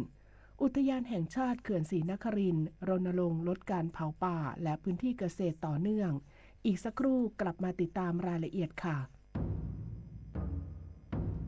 ขอเชิญเที่ยวงานพระนครคีรีเมืองเพชรณอุทยานเขาวังและอุทยานร.4 จังหวัดเพชรบุรีชมขบวนแห่8อำเภอการแสดงและนิทรรศการศิลปะวัฒนธรรมงานสกุลช่างเมืองเพชรอิ่มอร่อยกับเมนูพื้นถิ่นของดีเมือง3รสเลือกซื้อสินค้าชุมชนตระการตาสีสันยามค่ำคืนแต่งกายชุดไทยแล้วเที่ยวกันไปในงานพระนครคีรีเมืองเพชร21 กุมภาพันธ์ถึง 2 มีนาคมนี้คำบางคำคุณไม่คิดแต่พ่อแม่คิดโอ๊ยเลิกบ่นเลิกจู้จี้สักทีได้ไหมน่ารำคาญคำพูดรุนแรงสาเหตุสำคัญที่ก่อให้เกิดภาวะซึมเศร้าในผู้สูงอายุ ลูกหลานอย่างเราสามารถดูแลท่านผ่านทริคคิวใจพระในบ้านเริ่มจากงดใช้คำพูดรุนแรงหากิจกรรมทำร่วมกันมอบงานสร้างคุณค่ากอดเพิ่มพลังใจและพาไปหาหมอด้วยตัวเองรักแท้ดูแลด้วยใจให้ผู้สูงวัยสุขกายสุขใจทุกวันนะคะ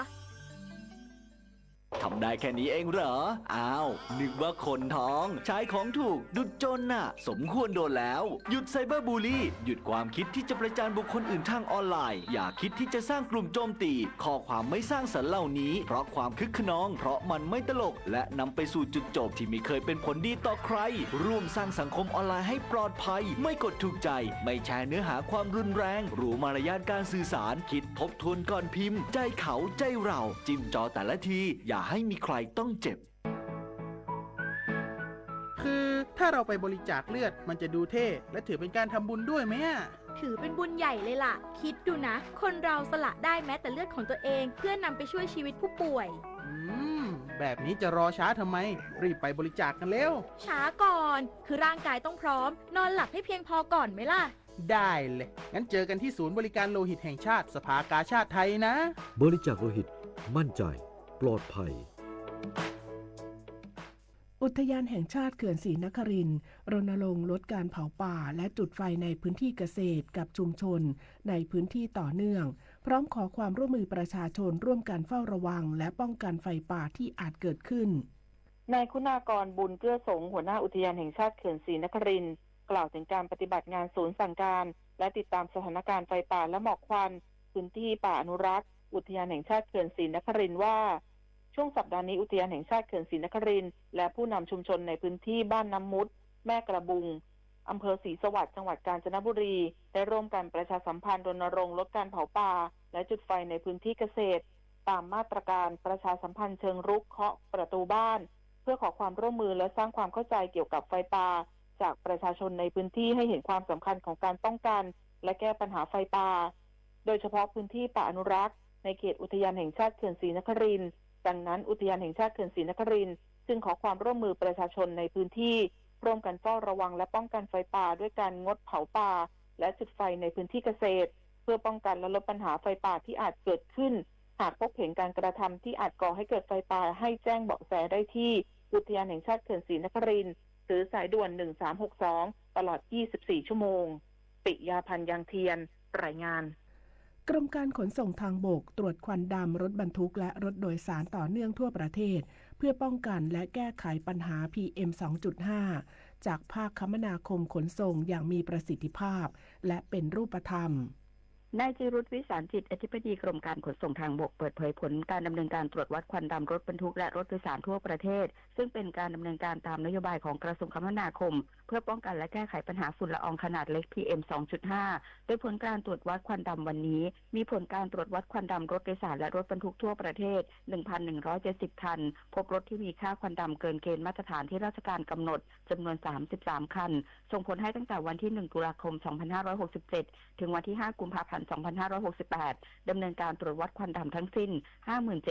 57,242 คันพ้นห้ามใช้แล้วจำนวน707คันพร้อมกำชับผู้ประกอบการและเจ้าของรถ ถทุกคันที่ถูกพ่นห้ามใช้ต้องนำรถไปแก้ไขและนำรถเข้ารับการตรวจสภาพณสำนักงานขนส่งหากฝ่าฝืนใช้รถโดยมีคำสั่งห้ามใช้มีความผิดตามกฎหมายด้านประชาชนสามารถมีส่วนร่วมป้องกันและแก้ไขปัญหาฝุ่นละอองขนาดเล็ก PM 2.5 ด้วยการส่งภาพรถบรรทุกและรถโดยสารควันดำที่สังเกตเห็นหมายเลขทะเบียนชัดเจนให้ศูนย์คุ้มครองผู้โดยสารและรับเรื่องร้องเรียนสายด่วน 1584 ตลอด 24 ชั่วโมงนพศรแก้วคำรายงานจังหวัดกระบี่นำรถบรรทุกติดตั้งเครื่องสูบน้ำระยะไกลช่วยเหลือประชาชน140ครัวเรือนพร้อมเร่งสำรวจแหล่งน้ำบรรเทาปัญหาภัยแล้งในพื้นที่อำเภอเขาพนมจังหวัดกระบี่ นายอนุวัฒน์โหมดพริ้งรองผู้ว่าราชการจังหวัดกระบี่กล่าวว่าในพื้นที่หมู่ที่ 5 ตำบลโคกหานอำเภอเขาพนมจังหวัดกระบี่เป็นพื้นที่ประสบปัญหาภัยแล้งที่ขาดแคลนน้ำเพื่อนำมาผลิตเป็นน้ำประปามีครัวเรือนที่ต้องการใช้น้ำประปาประมาณ140ครัวเรือนจึงได้ขอรับการสนับสนุนจากศูนย์ป้องกันและบรรเทาสาธารณภัยเขต 18 ภูเก็ตเป็นรถบรรทุกติดตั้งเครื่องสูบน้ำระยะไกล1คันมีความสามารถในการสูบน้ำระยะไกลได้ประมาณ3กิโลเมตรรถบรรทุกขนาดเล็กแบบที่นั่งตอนเดียว1คันสนับสนุนภารกิจติดตั้งเครื่องสูบน้ำระยะไกลทำการสูบน้ำดิบเพื่อผลิตน้ำประปาหมู่บ้านระยะทางส่งน้ำ 1,300 เมตรระหว่างวันที่ 4 ถึง 13 กุมภาพันธ์ 2568 จำนวน 10 วันในพื้นที่หมู่ที่ 5 บ้านสายน้ำจมตำบลโคกหานอำเภอเขาพนมจังหวัดกระบี่เมื่อสูบน้ำได้ก็จะมีการนำน้ำที่สูบจากคลองสินปุ่นเป็นน้ำต้นทุนมาใช้ในการผลิตน้ำประปาในพื้นที่สามารถเพิ่มระดับน้ำขึ้นมาได้จะกระจายช่วยพี่น้องประชาชนจำนวน 140 ครัวเรือนได้ประมาณ 1 เดือนเป็นต้นไปจึงมีการพูดคุยกับนายกองค์การบริหารส่วนตำบลโคกหานในการขุดลอกพื้นที่กักเก็บน้ำให้มีขนาดใหญ่ขึ้นโดยจะให้ลึกอีกประมาณ3 เมตรก็สามารถที่จะรองรับน้ำได้เพิ่มขึ้นสำหรับพื้นที่แห่งนี้จะมีปัญหาภัยแล้งเป็นประจำทุกปีทางองค์การบริหารส่วนตำบลโคกหานจะมีการเร่งขุดเจาะบ่อบาดาลในพื้นที่ใกล้เคียงเพื่อเป็นการแก้ปัญหาให้แก่ประชาชนในพื้นที่อนาคตต่อไปกรกฎบัวเพชรสวทกระบี่